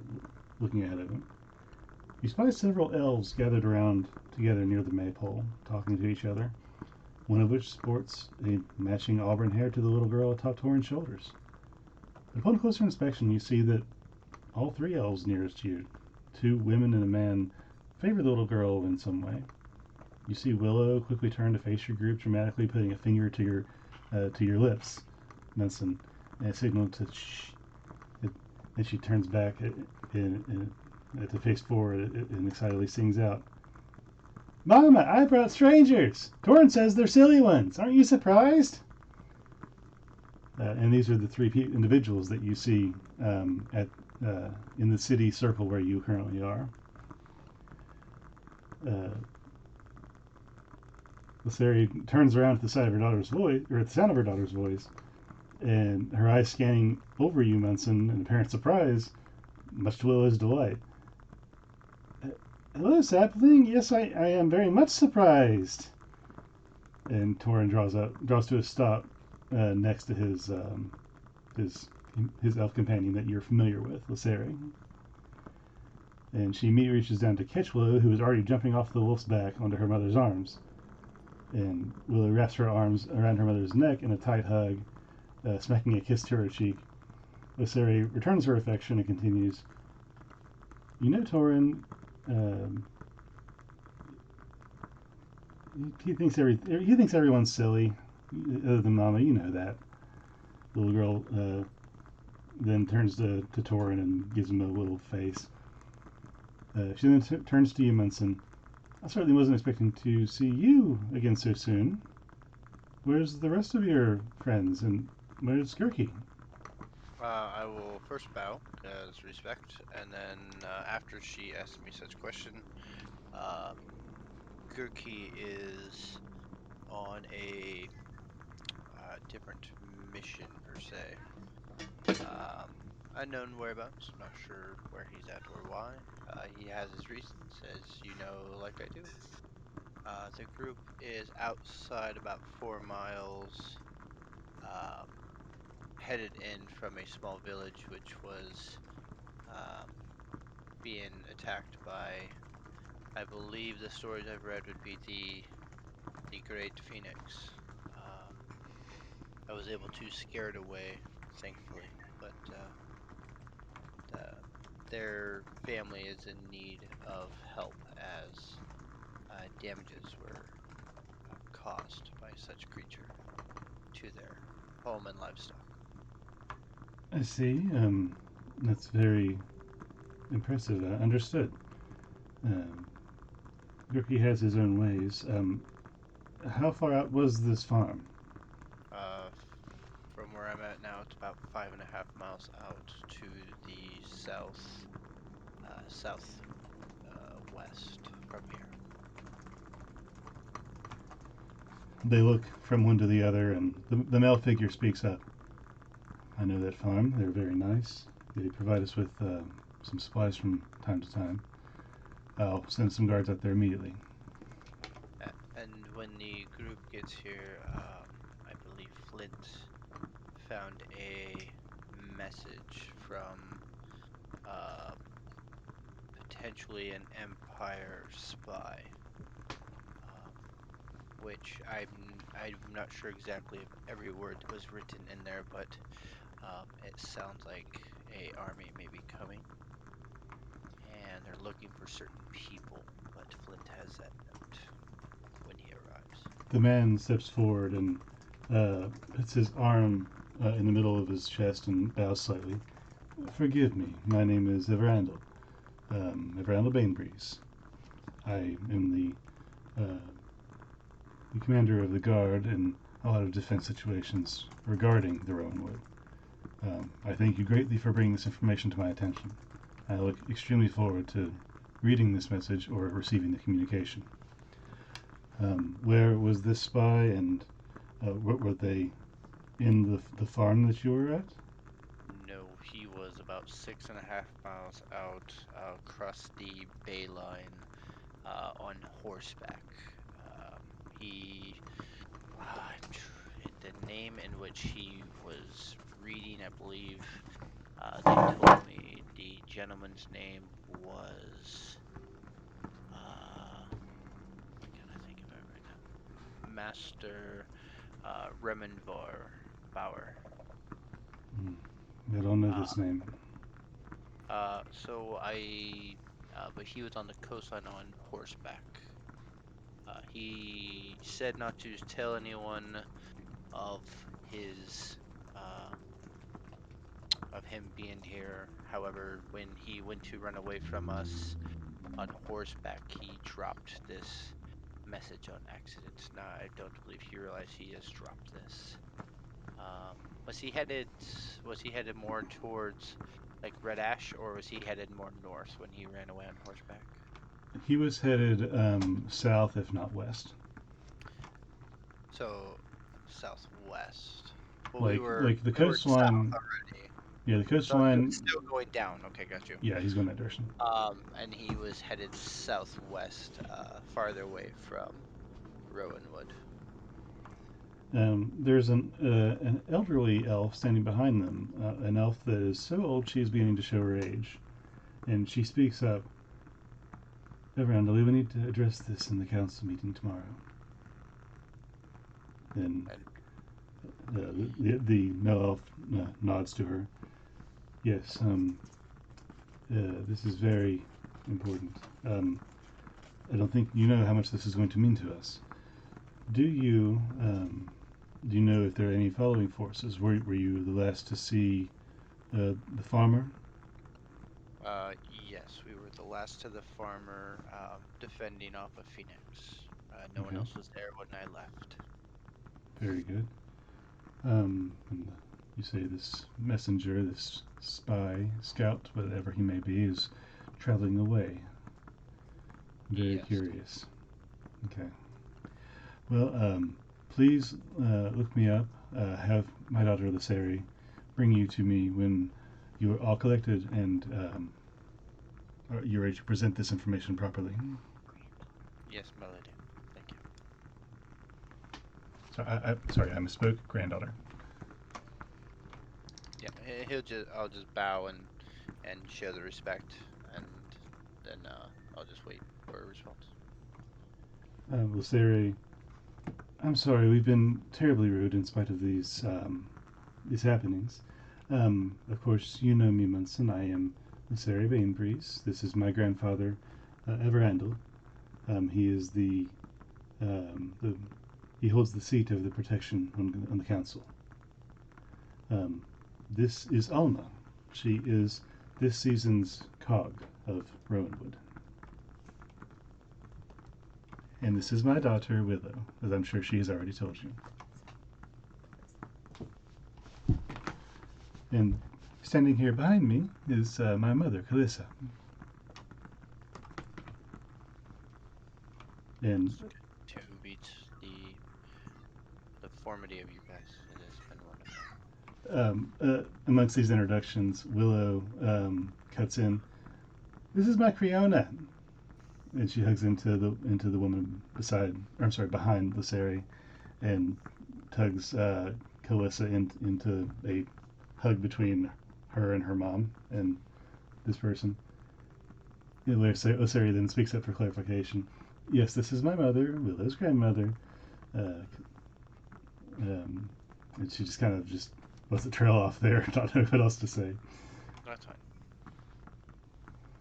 Well, while we're waiting After for your friends, Okay. is there anything you need immediately? Any rest or food? No, I am fine, thank you. I will retrieve the group. Is there a time or place you wish for me to get the group to meet you, location-wise? Within the next couple hours, when you are ready, you may come back here to the Maypole, and Torin or I will be able to see you and come get you when it's. But please try and hurry. Make it within the next couple hours would be preferable. Of course, I will get them immediately. Thank you. And then I'll bow and then slowly back out. Okay. After this time, Alfred, you have made it to the gates of Rowanwood and see the same grand features and guards outside. What are you doing? Is the gate closed or is it open? No, it's an open arch, but there are guards standing by, plated I elves. Well, at this point, I'm kind of thinking, well, there must be a reason why Munson is rushing ahead to this place. Meantime, I got a message to deliver. I will go ahead and walk up to one of the guards, and kind of nod my head, and hello, and I asked to see Commander Brain Breeze, or how do you pronounce that name again? As you approach, they casually maneuver themselves to close the gap in the gate. And after you, allowing you to speak first, since you're kind of trotting up and speaking, they look at each other. Uh, Lord Bainbreeze is the commander of the guard, in defense of all Rowanwood. What business have you with him? I come bearing a message from one of the local farmers that was recently attacked. Okay. He'll want to hear this immediately. If you don't see him in the town square somewhere near about, come find a guard and we will bring you to him. And Thank you. they part to let you pass. I kind of give them a nod as well and make my way toward what I can assume is the town square. How far does the mine link reach? Vork, what's the answer on that? I think it's a mile.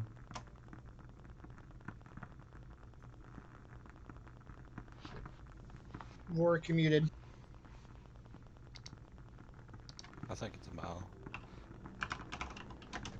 Maybe he fell asleep. I'm looking it up. No, he BRB'd a second ago. I don't think he's asleep. Oh, gotcha. Oh, okay. Yeah, I think it is a mile. Let me check. What is it called? Yep. Mine link? It's Psychic Whispers, and yes, it is 1 mile. Okay. And I believe my other one. Let me double check here. Whenever I get within, as I head towards the gate, when I get within 120 feet of Alfred, as I knew he was following me, I will, uh, I will send him a message. But gotta make sure I'm within 120 before I can do that. I'm back. Hey, Bro, Welcome back. I had shit to do at work. No worries. gotcha.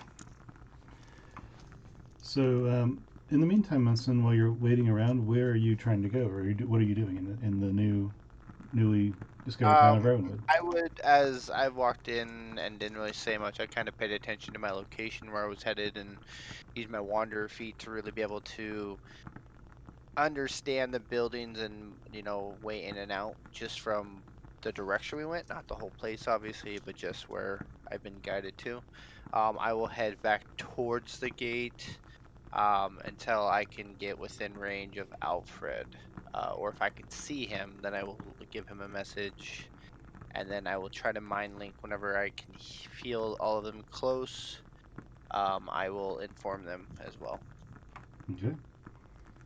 So that is my goal right now. Okay, the others are far enough back that Alfred is able to get close enough first that if you're just wandering about the town streets and looking at the different buildings and things that they have nearby, you're able to spot the names of a few shops, titles of buildings. You're able to see the States building, which is a large, long building located a little bit further back into the city. Most of the architecture here is very intricate and elegant. The roofs are very tall and pointed, and there seem to be little bits of little globules of light at various points in buildings and things like that. While you're looking around, you eventually see Alfred wander into town. Okay. As soon as I visually see him, I will send him a quick message that says, I've already informed Bainbreeze about the attack, the Pheonix, and I've already informed the council about the spies. When group gets here, we will meet with the entire council soon. Is this a two-way message or is it just Yeah, me? you can message back. I simply say, all right. And I guess I'll just wander around a bit Yeah, until we can view and take a look at places until they get within range of mind link for me to tell them to hurry their ass up.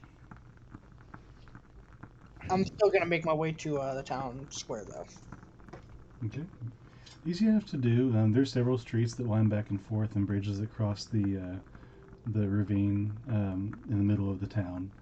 You see waterfalls pour into, but the water seems to disappear somewhere out of sight. It doesn't. The ravine doesn't go very far, but it's still very deep.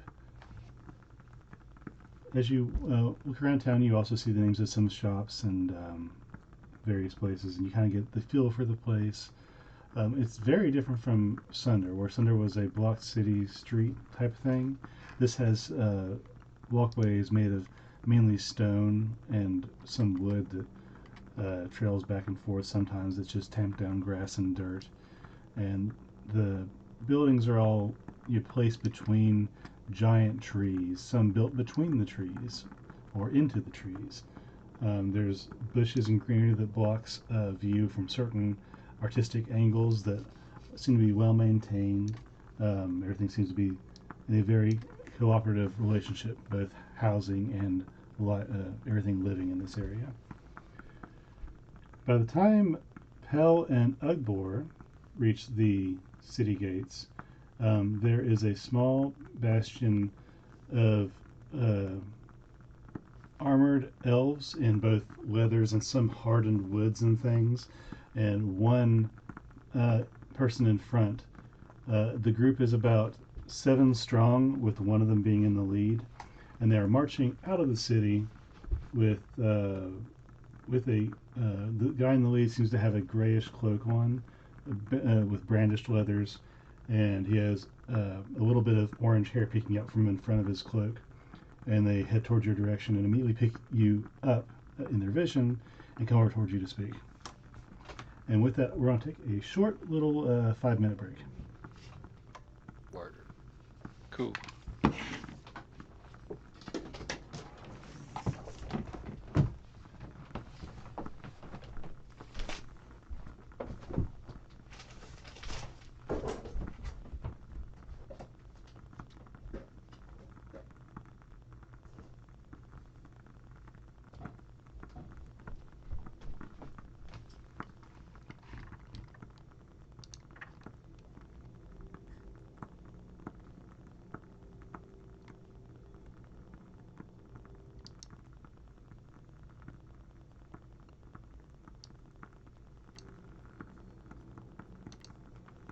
So, yes, this group of Sylvan Elf guards approaches Ugbor and Pelena. As they come up to you, they look you over. Who are you?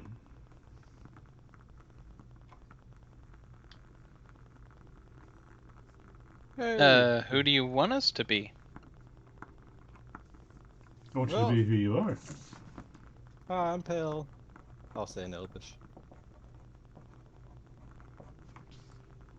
He responds in Elvish. Hi, Pel. Good to meet you.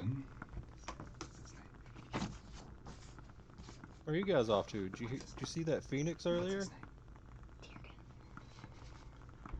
Well, my name's Tyrigan. We're heading off to investigate this farm to see what we can do to help them out, make sure they're safe. Yeah, You, go check on them. are you guys heading into the city? Yeah, our buddies went in a little bit ago. All right. Any specific purpose? Uh, oh, give me one sec.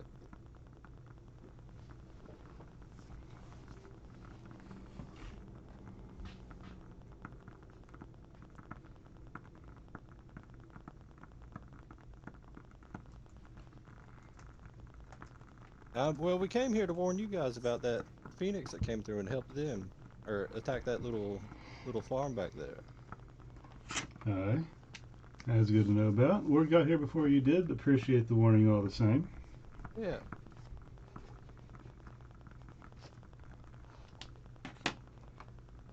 And well, all right. Well, I suppose you can you proceed on. I have no further questions. Well, we'll find you in the city. But anything else I should, my group should know about before we head all that way?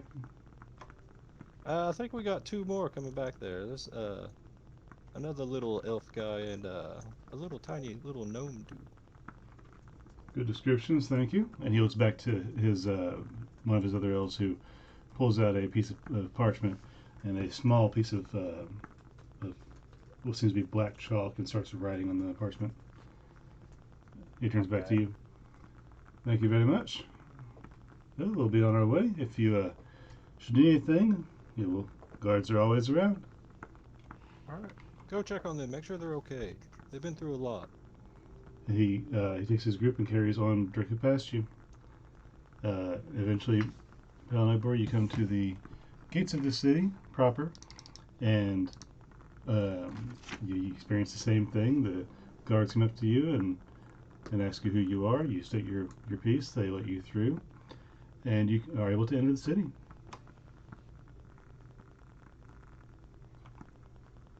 Hey, Uh, look, boy. Can you try not to do that thing where you're like mad at elves all the time? You say like hurtful things about them. I don't know what that means. Hurtful? Hurtful? Do you even know the history of the orcs? Well, I mean, we are in the middle of an elven city, so you know. This was the second place he looked, you know.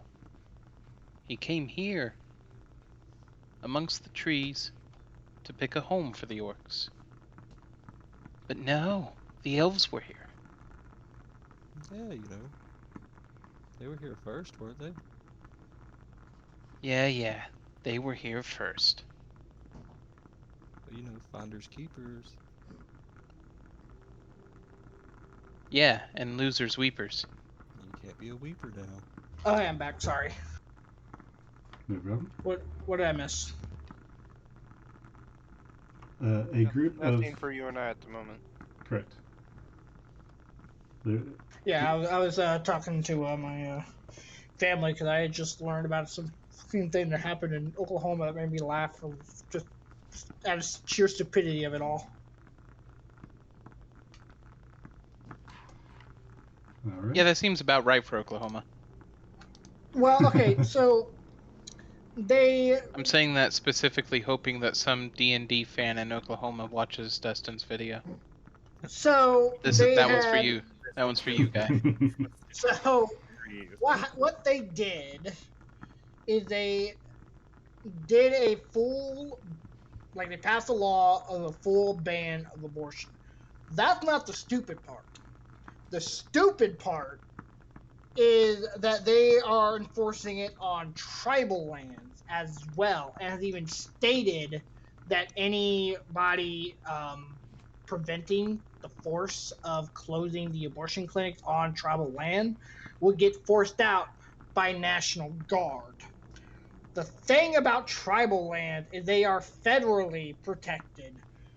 So if such a situation happens, the U.S. Army would have to protect those abortion clinics essentially from the Oklahoma National Guard. Interesting. You seeing where the stupidity is coming here, right?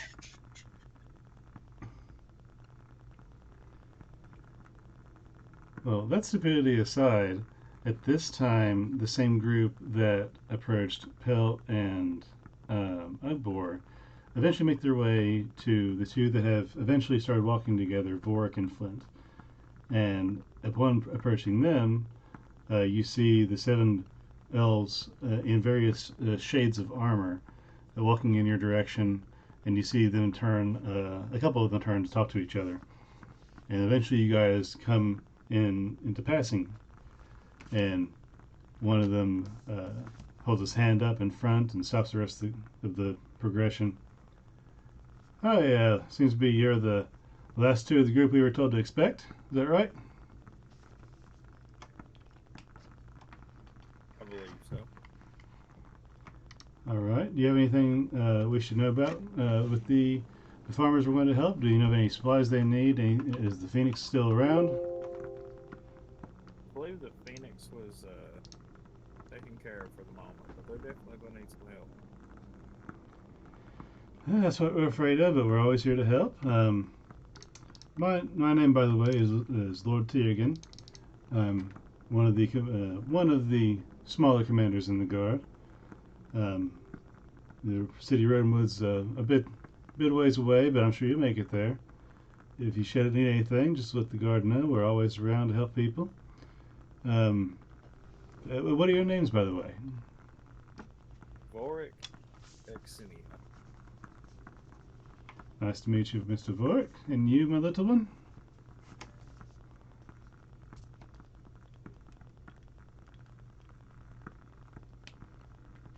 Flint, you still here, buddy? Yes. Cool. Flint.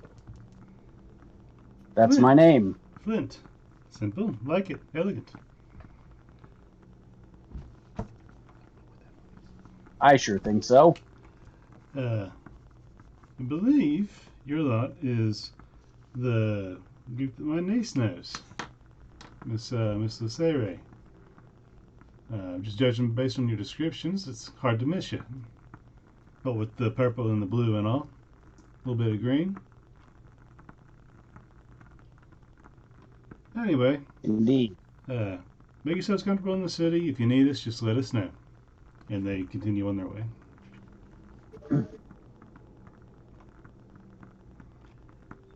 Eventually, Vorik and Flint also find their way to the gates, do their spill with the guards at the gates, and proceed inside. I want to Mhm. add on to what we told him about that farmer needs some help. And if I can pull him to the side as we're walking through. Mm-hmm. I just want to be like, they're going to need a whole lot. The Phoenix apparently. Hold on, I gotta set up for this. I gotta get some computers. I have to roll real quick. The Phoenix unfortunately killed the farmer himself. Oh no. Yeah, that was kind of unfortunate. We weren't told that. I gave them some gold and silver to kind of help them along the way, as far as his for his daughter and his missus, and they actually provided me with the deed to the property as a token of thanks. Oh, that's terrible. So they gave you the farm? Yeah, I offered to assist where I can. Make a deception check.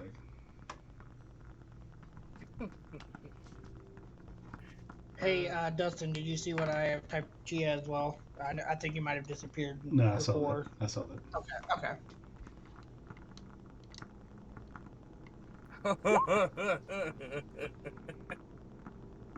Oh no!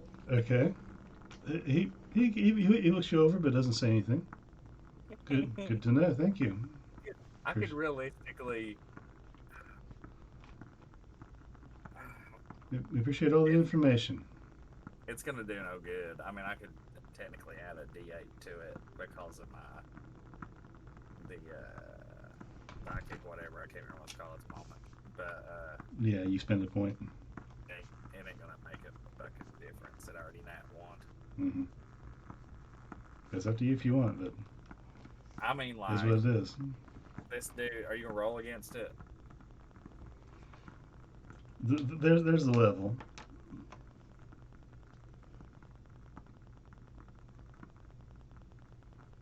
Fuck it, I'll try it. Okay, total of 6. 6 is better than 1. Okay. So I don't know how this works Mhm. because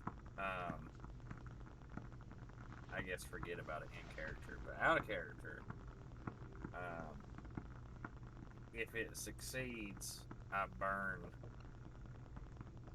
the die. If it doesn't succeed, I don't burn the die. So Is that what it is? Okay. yeah, I just don't know. So I'm Sideball should assuming not. it doesn't succeed. No, it does not succeed. That's what I'm assuming. Okay, I don't have to use it. I mean, can I click on it? Is that a thing? Yeah, send it. I don't fucking know how this works. But yeah, that's the thing. So yeah, I won't use that. Okay. So he nods and will shoot over. His face drops. Good to know. Mr. Vorax is on you. Please proceed into Rowanwood. Hopefully we'll talk to you soon.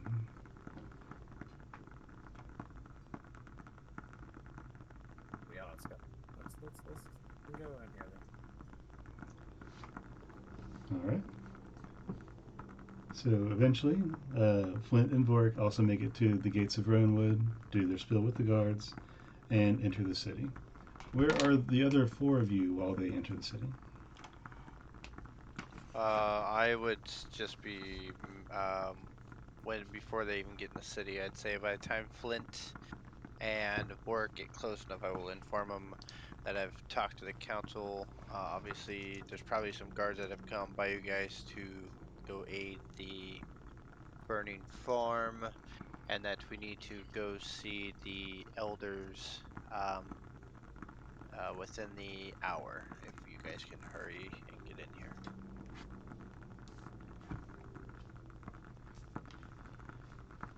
Yeah. I'm already in the city. Where are you? Just go up the center. Just keep going until you see the only blue person that's ever existed in this area. You won't miss me. Fair enough. Okay. Flint, do you have your mail still from the person? I do. I did inform them that you have received such information, and that they would just need documented proof from that information that you were given, so it could be true, so they could go protect who they need to, and so forth from, the Empire. Right. Well, let's get that to them then.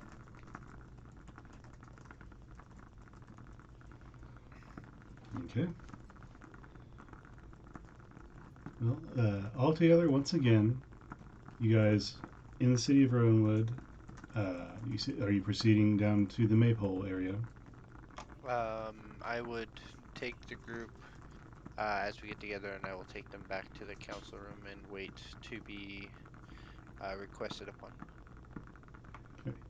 Shortly after entering the area you were directed to go to, just after a few short minutes, Osere comes down a path in the around a building to the side and approaches you guys. Yes, we're ready for you if you are. Of course, we will follow you.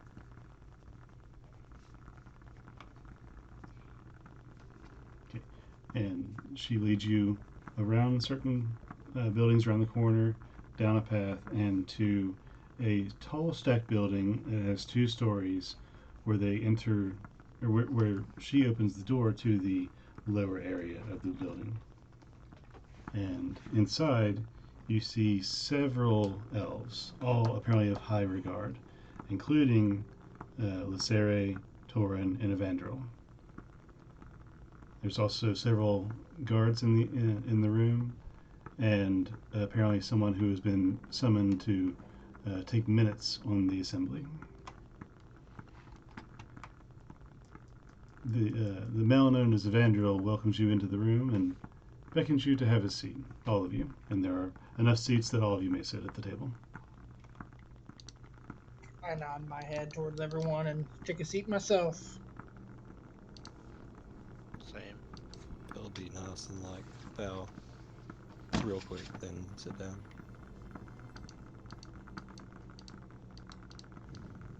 So, what is this information you have for us at this time?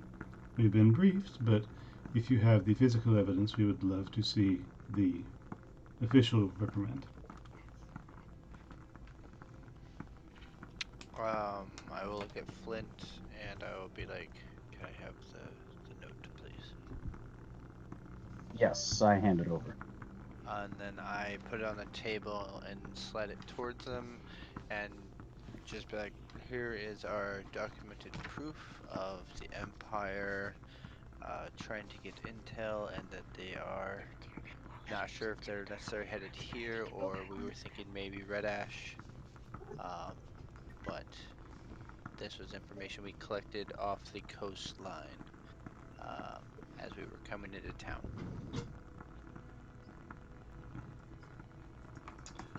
Very good. They take the note and read it over a couple times, and they pass it over to the person who's taking notes. And you have said that this person was an Empire agent who was traveling along the coastline headed south.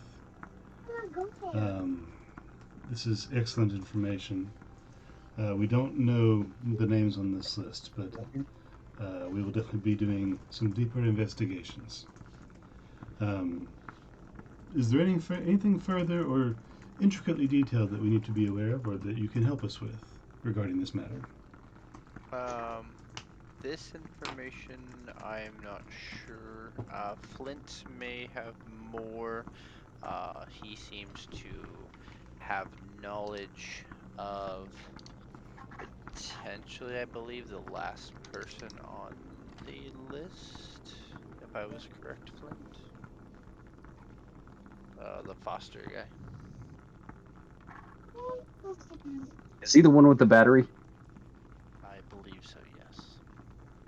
Jesus Christ. Oh, this is your I major don't know question him. to find a fucking battery? I don't know him personally, but but Gerke seems to think he's reliable. Do we have a location where we thought he might be?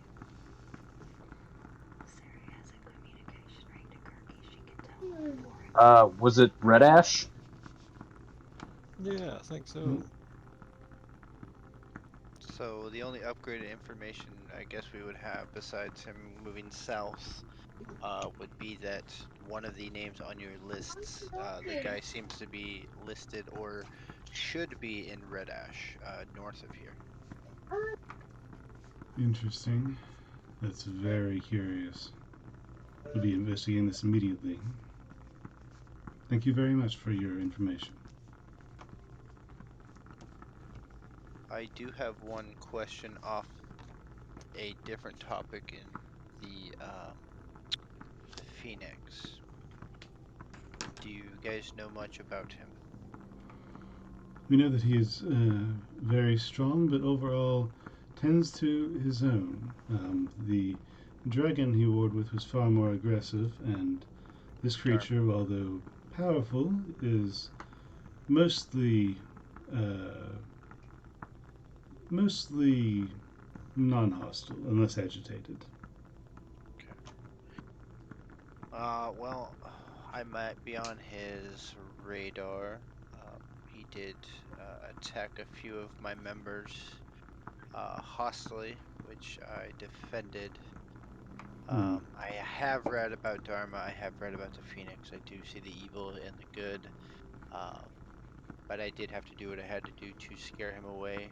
I did do quite some damage, I believe, but I'm hoping I didn't do too much to the creature.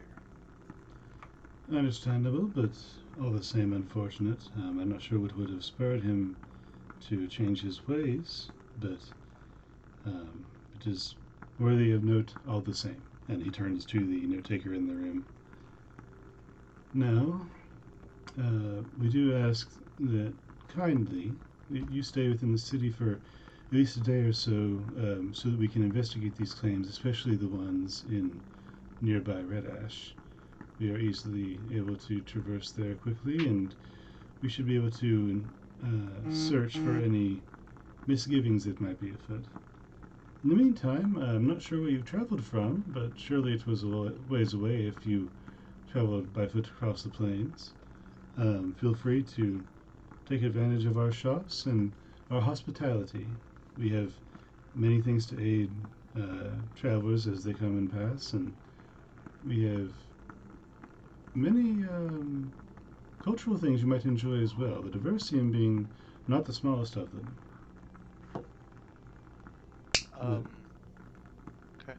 Okay.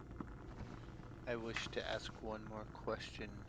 The party itself would like to know if you know or heard of where Dharma would be, his remains would be located, or if he actually was defeated. I feel that this might be helpful to our investigation of finding out like about the Phoenix and such, as it seems to be quite important in our dilemma. Well, that information would be in the Diversium, but it is quite late in the evening at this time.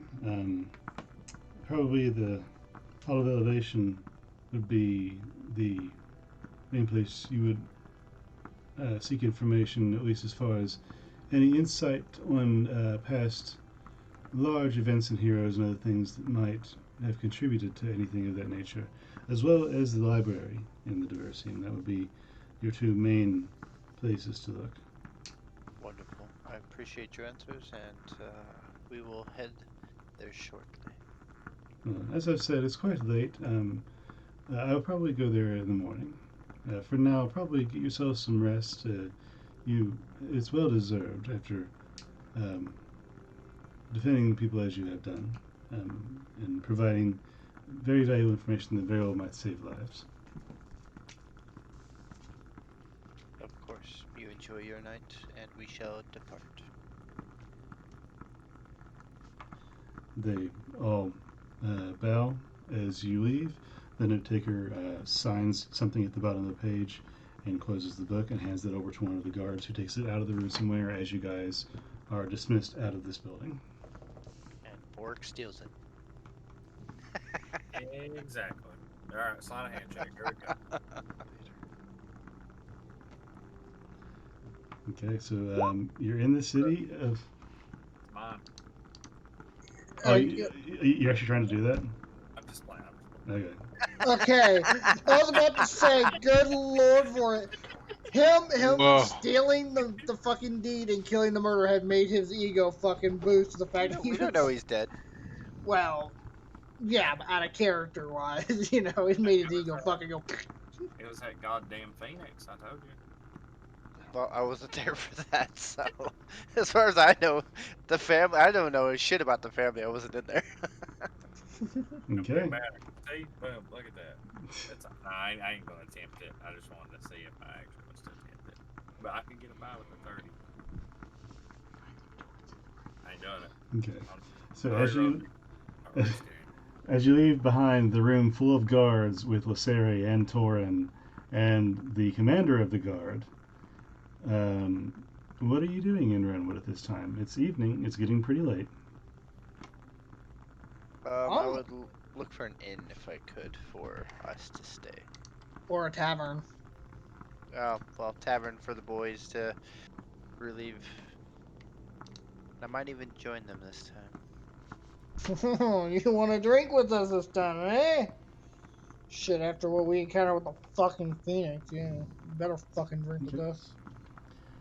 Walking through the town, trying to find a tavern. Surely there are some. You haven't had time to explore the entirety of the city yet. But looking around, you see some names you're still familiar with. There's several small shops, most have closed for the evening. The lights have been dimmed. And in front of the building that you have seen earlier, Munson, as the States Building, the large, long building, there seems to be a person in front of the doors. There's a small little landing, about 4 stairs that lead up to the doors of this building. And while the building does seem important, it seems like a state's building, and there seems to be activity inside the building. There's lights and people moving about. You can see through the glass of the windows. This older gentleman is standing at the doors, looking around, holding something in his hand, and he looks anxious. He's kind of looking around and looking at the door and trying to get a peek inside, and starting to pace back and forth.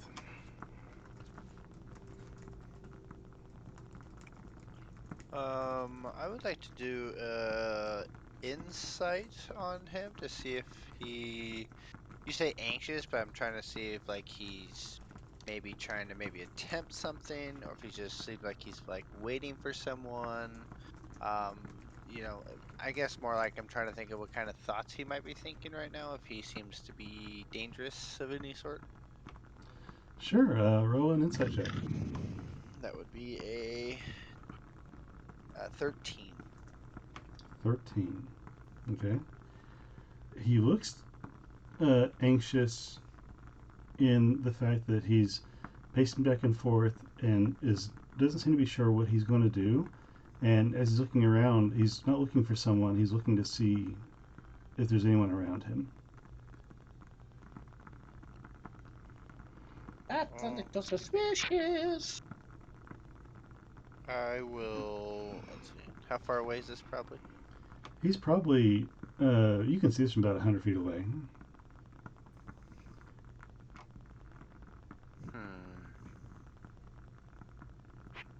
Looks suspicious. I don't know if I would actually do anything right now or not. I'll relay it to the group, I guess, as I would see something like this and see if anyone wishes to take charge of such thing or let it fly. What's happening again? In the distance of the building, there's a gentleman about 100 feet up. He's kind of pacing back and forth. Looks like he might try something. I'm not sure exactly his intentions. I don't know if he's looking for somebody, but more like looking out to see if anyone's seeing him doing something. So he might try to sneak in. I don't know, but I'll just nonchalantly walk in his direction, but like I won't seem like I'm approaching him. I'm just, gonna walk toward like in his general direction. See how his reaction would be. Okay, Vorik, Pel, and Ugbor. Easily enough for you to see, even though the light's getting a little dim. Looking at this figure, he's the same stature, the same age, wearing the same clothes. As he's turning around to scan the area once more, you see the same face. This is the older gentleman that you saw in Sunder, who gave you that letter with the signature of S on it. Oh. So he's pacing around up there like he's like waiting on something, or is he pacing around like he's trying to talk himself off the literal ledge? He seems like he's talking himself up to something. and it sounds like you guys would know who he is of some sort, maybe. He gave me this weird letter. Can't fucking find it right now. It's not in my notes. I think we should stop him. Well, I'm like halfway. I don't know who this fucker is, so if anyone's gonna be the first one to basically be shoulder to shoulder, it'd be me. So if you want to say something to me, now would be the chance to do it. He turns, scanning the area at this, right after you notice his face to see who he is. He turns and sees you, your lot. Alfred, are you trying to be stealthy when you walk up to him? No, I'm just like nonchalantly just walking in a general direction. I'm just kind of like looking around the build, like just the infrastructure displayed. I'm just seem to be a tourist admiring the building. Okay. You stand out a little bit being a dragonborn in Rowanwood, but he doesn't pay attention to you. He looks at the group back there, and he does a double take. Like he looks at you guys, turns away, then turns back, and his trepidation on his face is replaced by a curious smile, and he settles on your face, Vorik. Gives you a gesture with his hand to beckoning you over towards him. Then he takes what he's holding, which is a scroll, holds it up. He kind of gives you a little shake in the air at you, and then drops it overtly on the bottom step as he walks down the steps, and then turns and walks away. Oh, why would I go pick that up? I want to roll perception to see if I noticed that. Okay.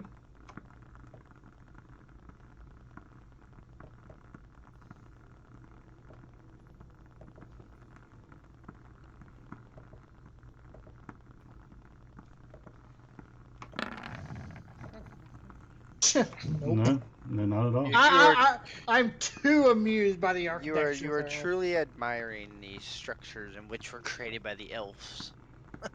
Okay.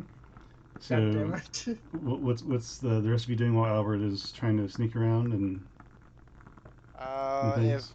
Vork's gonna go towards him, or not him, but towards what he may have dropped, I will, I'll keep walking and keep an eye on him, just to kind of see where he goes.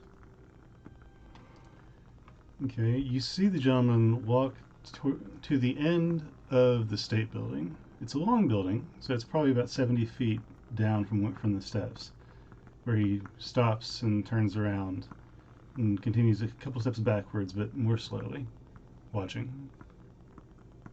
So, Vork, what are you doing? Pick us up. What is my stuff? Okay, you pick up the scroll, and it's a scroll with a wax seal on it. And in the wax seal, there's an S that's engraved.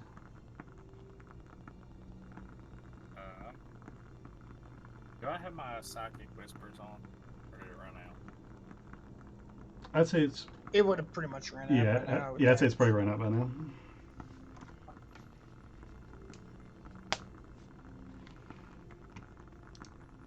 Throw this shit back up.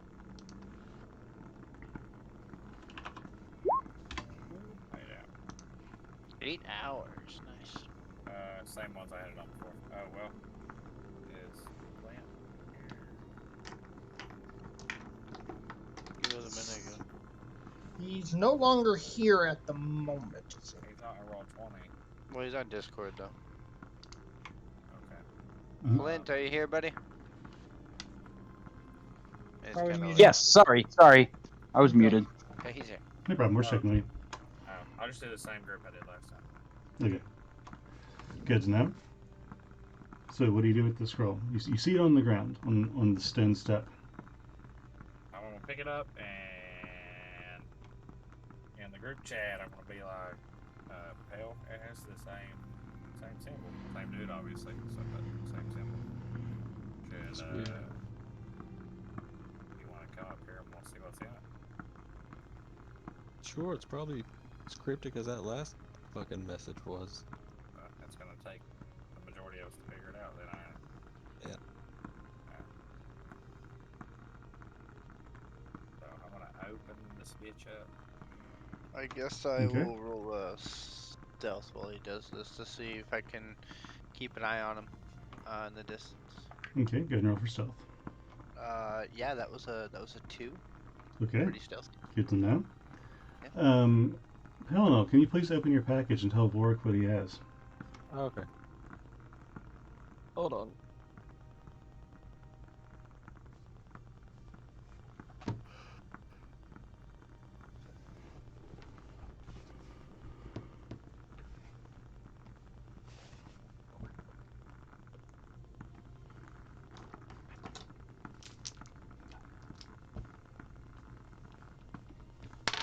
Do I have to like send a picture to confirm that it's this one? No, I know it's that one, but you can open it and show him Sure. show him what the inside of it is. Okay. Are you sure, Dustin? There will be no more confusion over who has what.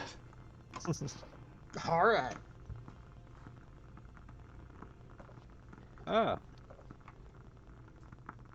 Mm-hmm. hold on. Oh shit, what am I doing? Oh no. It's on fire. Okay, I'm gonna try to get a good picture, but this shit keeps rolling up.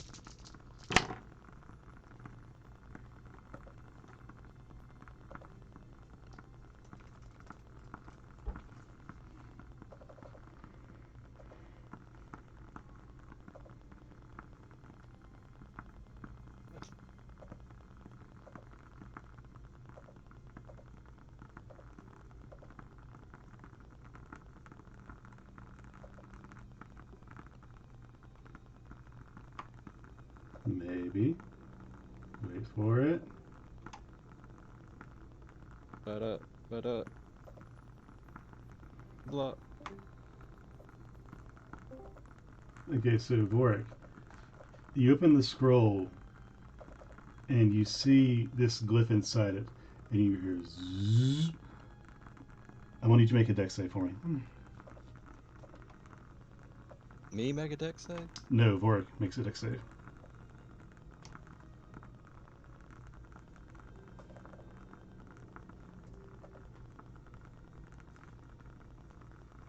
So cool.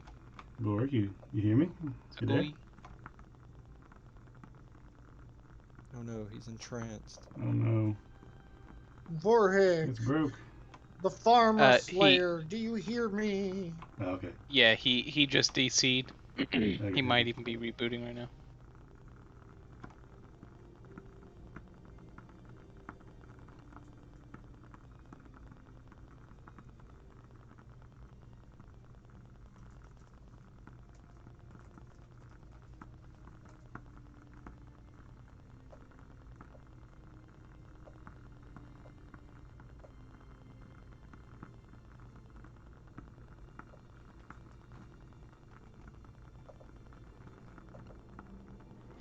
Okay. Dex save 23 saves. So you take half damage, which is 18 force damage, as this glyph of warding, zzz, boom, and just explodes in your face, shattering all the windows around you. Isn't he a rogue though? He is. So he would take 0 damage, right? Just dex save. That is correct, isn't it? If he succeeds his saves, he takes no damage. Don't like to ruin the moment, but just so you know. Yep, you're correct. I forgot about that. Where is this fucker? I would like to, you know. Alright, I got it fixed. Cool deal. Ow, my ear. Okay, you get a dex save. You Oh, would take dude, your half mic is so damage, much better now. but because you're a rogue, you took no damage, and that's as far as we've gotten so far. Hell yeah. Rogue for life. So yeah, But I gotta lower him down now. Well, hold on, I can fix that. I have it louder. Is that better? Yeah, Yeah, better. My eardrum. Ow.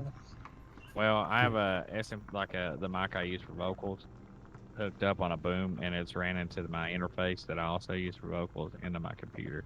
So nice. that's the reason, like, if you all hear a TV and Jess is watching TV, it can pick up like fucking whispers. But all right. So it just blew up. It blew up in your face, shattering all the windows in front of you, but you were able to deflect and kind of tuck and roll, as you threw it into the air, saving yourself the damage. But an explosion just happened in front of the state's building. So this bastard just tried to kill me. And are you trying? Do you look at him? He's standing at the end of the building. Did the paper like blow up? Like there's nothing Yeah, left of it? it exploded. Yeah, I'm gonna look at it. You look at the man like the old man who gave you the note before with the S on it, and you see him smile, start to laugh, and then he takes one step backwards, and as he does, the facade starts to dissipate. The old man fades away, and you see Samael standing at the end of the building. He pulls out from his pocket a fork that looks the exact same as the one you buried Welwick with. He brings his other hand up, flips you off, rings the fork in midair and then starts to vanish into like a green phase. Far away is he? He is like 70 feet away from you. Fuck. And just before, Can I? go ahead. Can I still throw a dagger? It just makes it disadvantage, right? If it's past If 60. it's past 60, I think that's a disadvantage. Yes.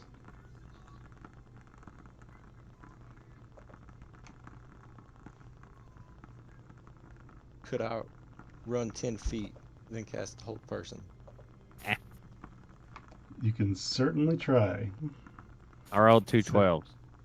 I'm gonna try. By God. I got 23 twice. Okay. 17 wisdom save. Okay. Both of Vork's blades hit, and he makes a 17 wisdom save. So Vork, roll your damage on that. His save was 19. He beat it. Because I was following him the farthest, give me another wisdom save, DC 17. Okay.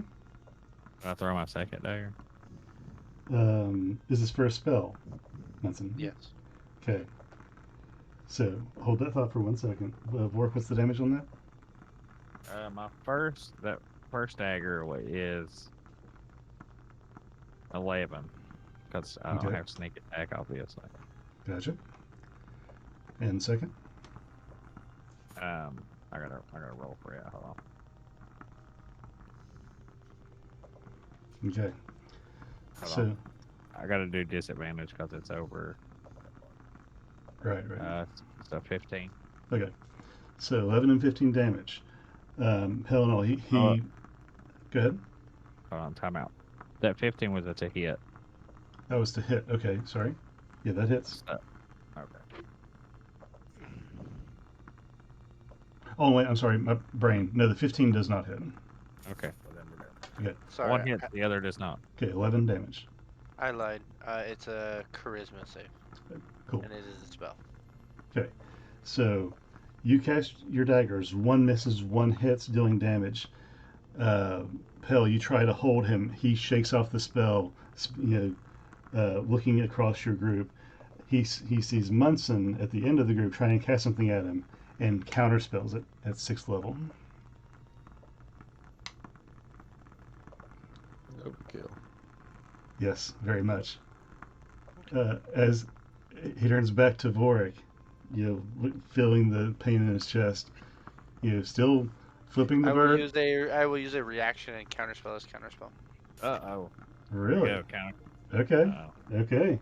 So use 6th level. I need to roll a DC 16. Mm-hmm. That is a straight intelligence. I have +5. Let's see Okay. what I roll. I rolled a 11 plus 5. I rolled Exactly a 16. So you counterspell his counterspell, so he has to make a charisma save? Charisma save. Okay. That's a 3. This one right here. Okay. The plane of existence. Okay. So he's hit by your spell, and as he dissipates to whatever plane of existence you send him to, he looks at Vorik, still smiling. Long live the king. Where did you send him? I am literally just sending him into the 9 realms of hell. Fair enough. Can you actually do that? It seems like you can only banish the target to a harmless demi plane. Oh, it's harmless. Trust me. Yeah, I mean, the plane itself isn't harmless. A harmful Correct. plane will be the plane of fire. Correct. There's things that can Okay. harm you. That can harm you in every plane. Okay. Correct. Which Yeah. means- I'm not sending him to a place where he takes instant damage. It's literally just to a Yeah. very bad place. Exactly. So yeah, so he's Yep. And then what I will do is I will tell the group to meet up where he was standing, and then I will hold the concentration until everyone gets there, and then as I release, he would land. He could come back within 5 feet of us, as I cancel the concentration. And you guys go to that area where Samael was standing. And as you do, guards start pouring out of both the state building and the surrounding areas. You see and hear Lysere riding Torin, growling into the area where she dismounts off of Torin, jumping 10 feet in front of him, with her staff drawn. It looks to you. What happened? Why is it always you six involved when things are on fire? Hey, We're don't look exciting at me. people. I didn't do it Torin, this Torin growls and snaps. And at this time, another giant wolf bounds through the area, jumping off of a nearby tree over Lysere in front of her, wild shaping back into the elf that was leading the charge. As Tiergan comes back, points at Vorik, arrest him! And that's where we're going to cut for next time. You're gonna be like, nope, dipping. Nope, dipping.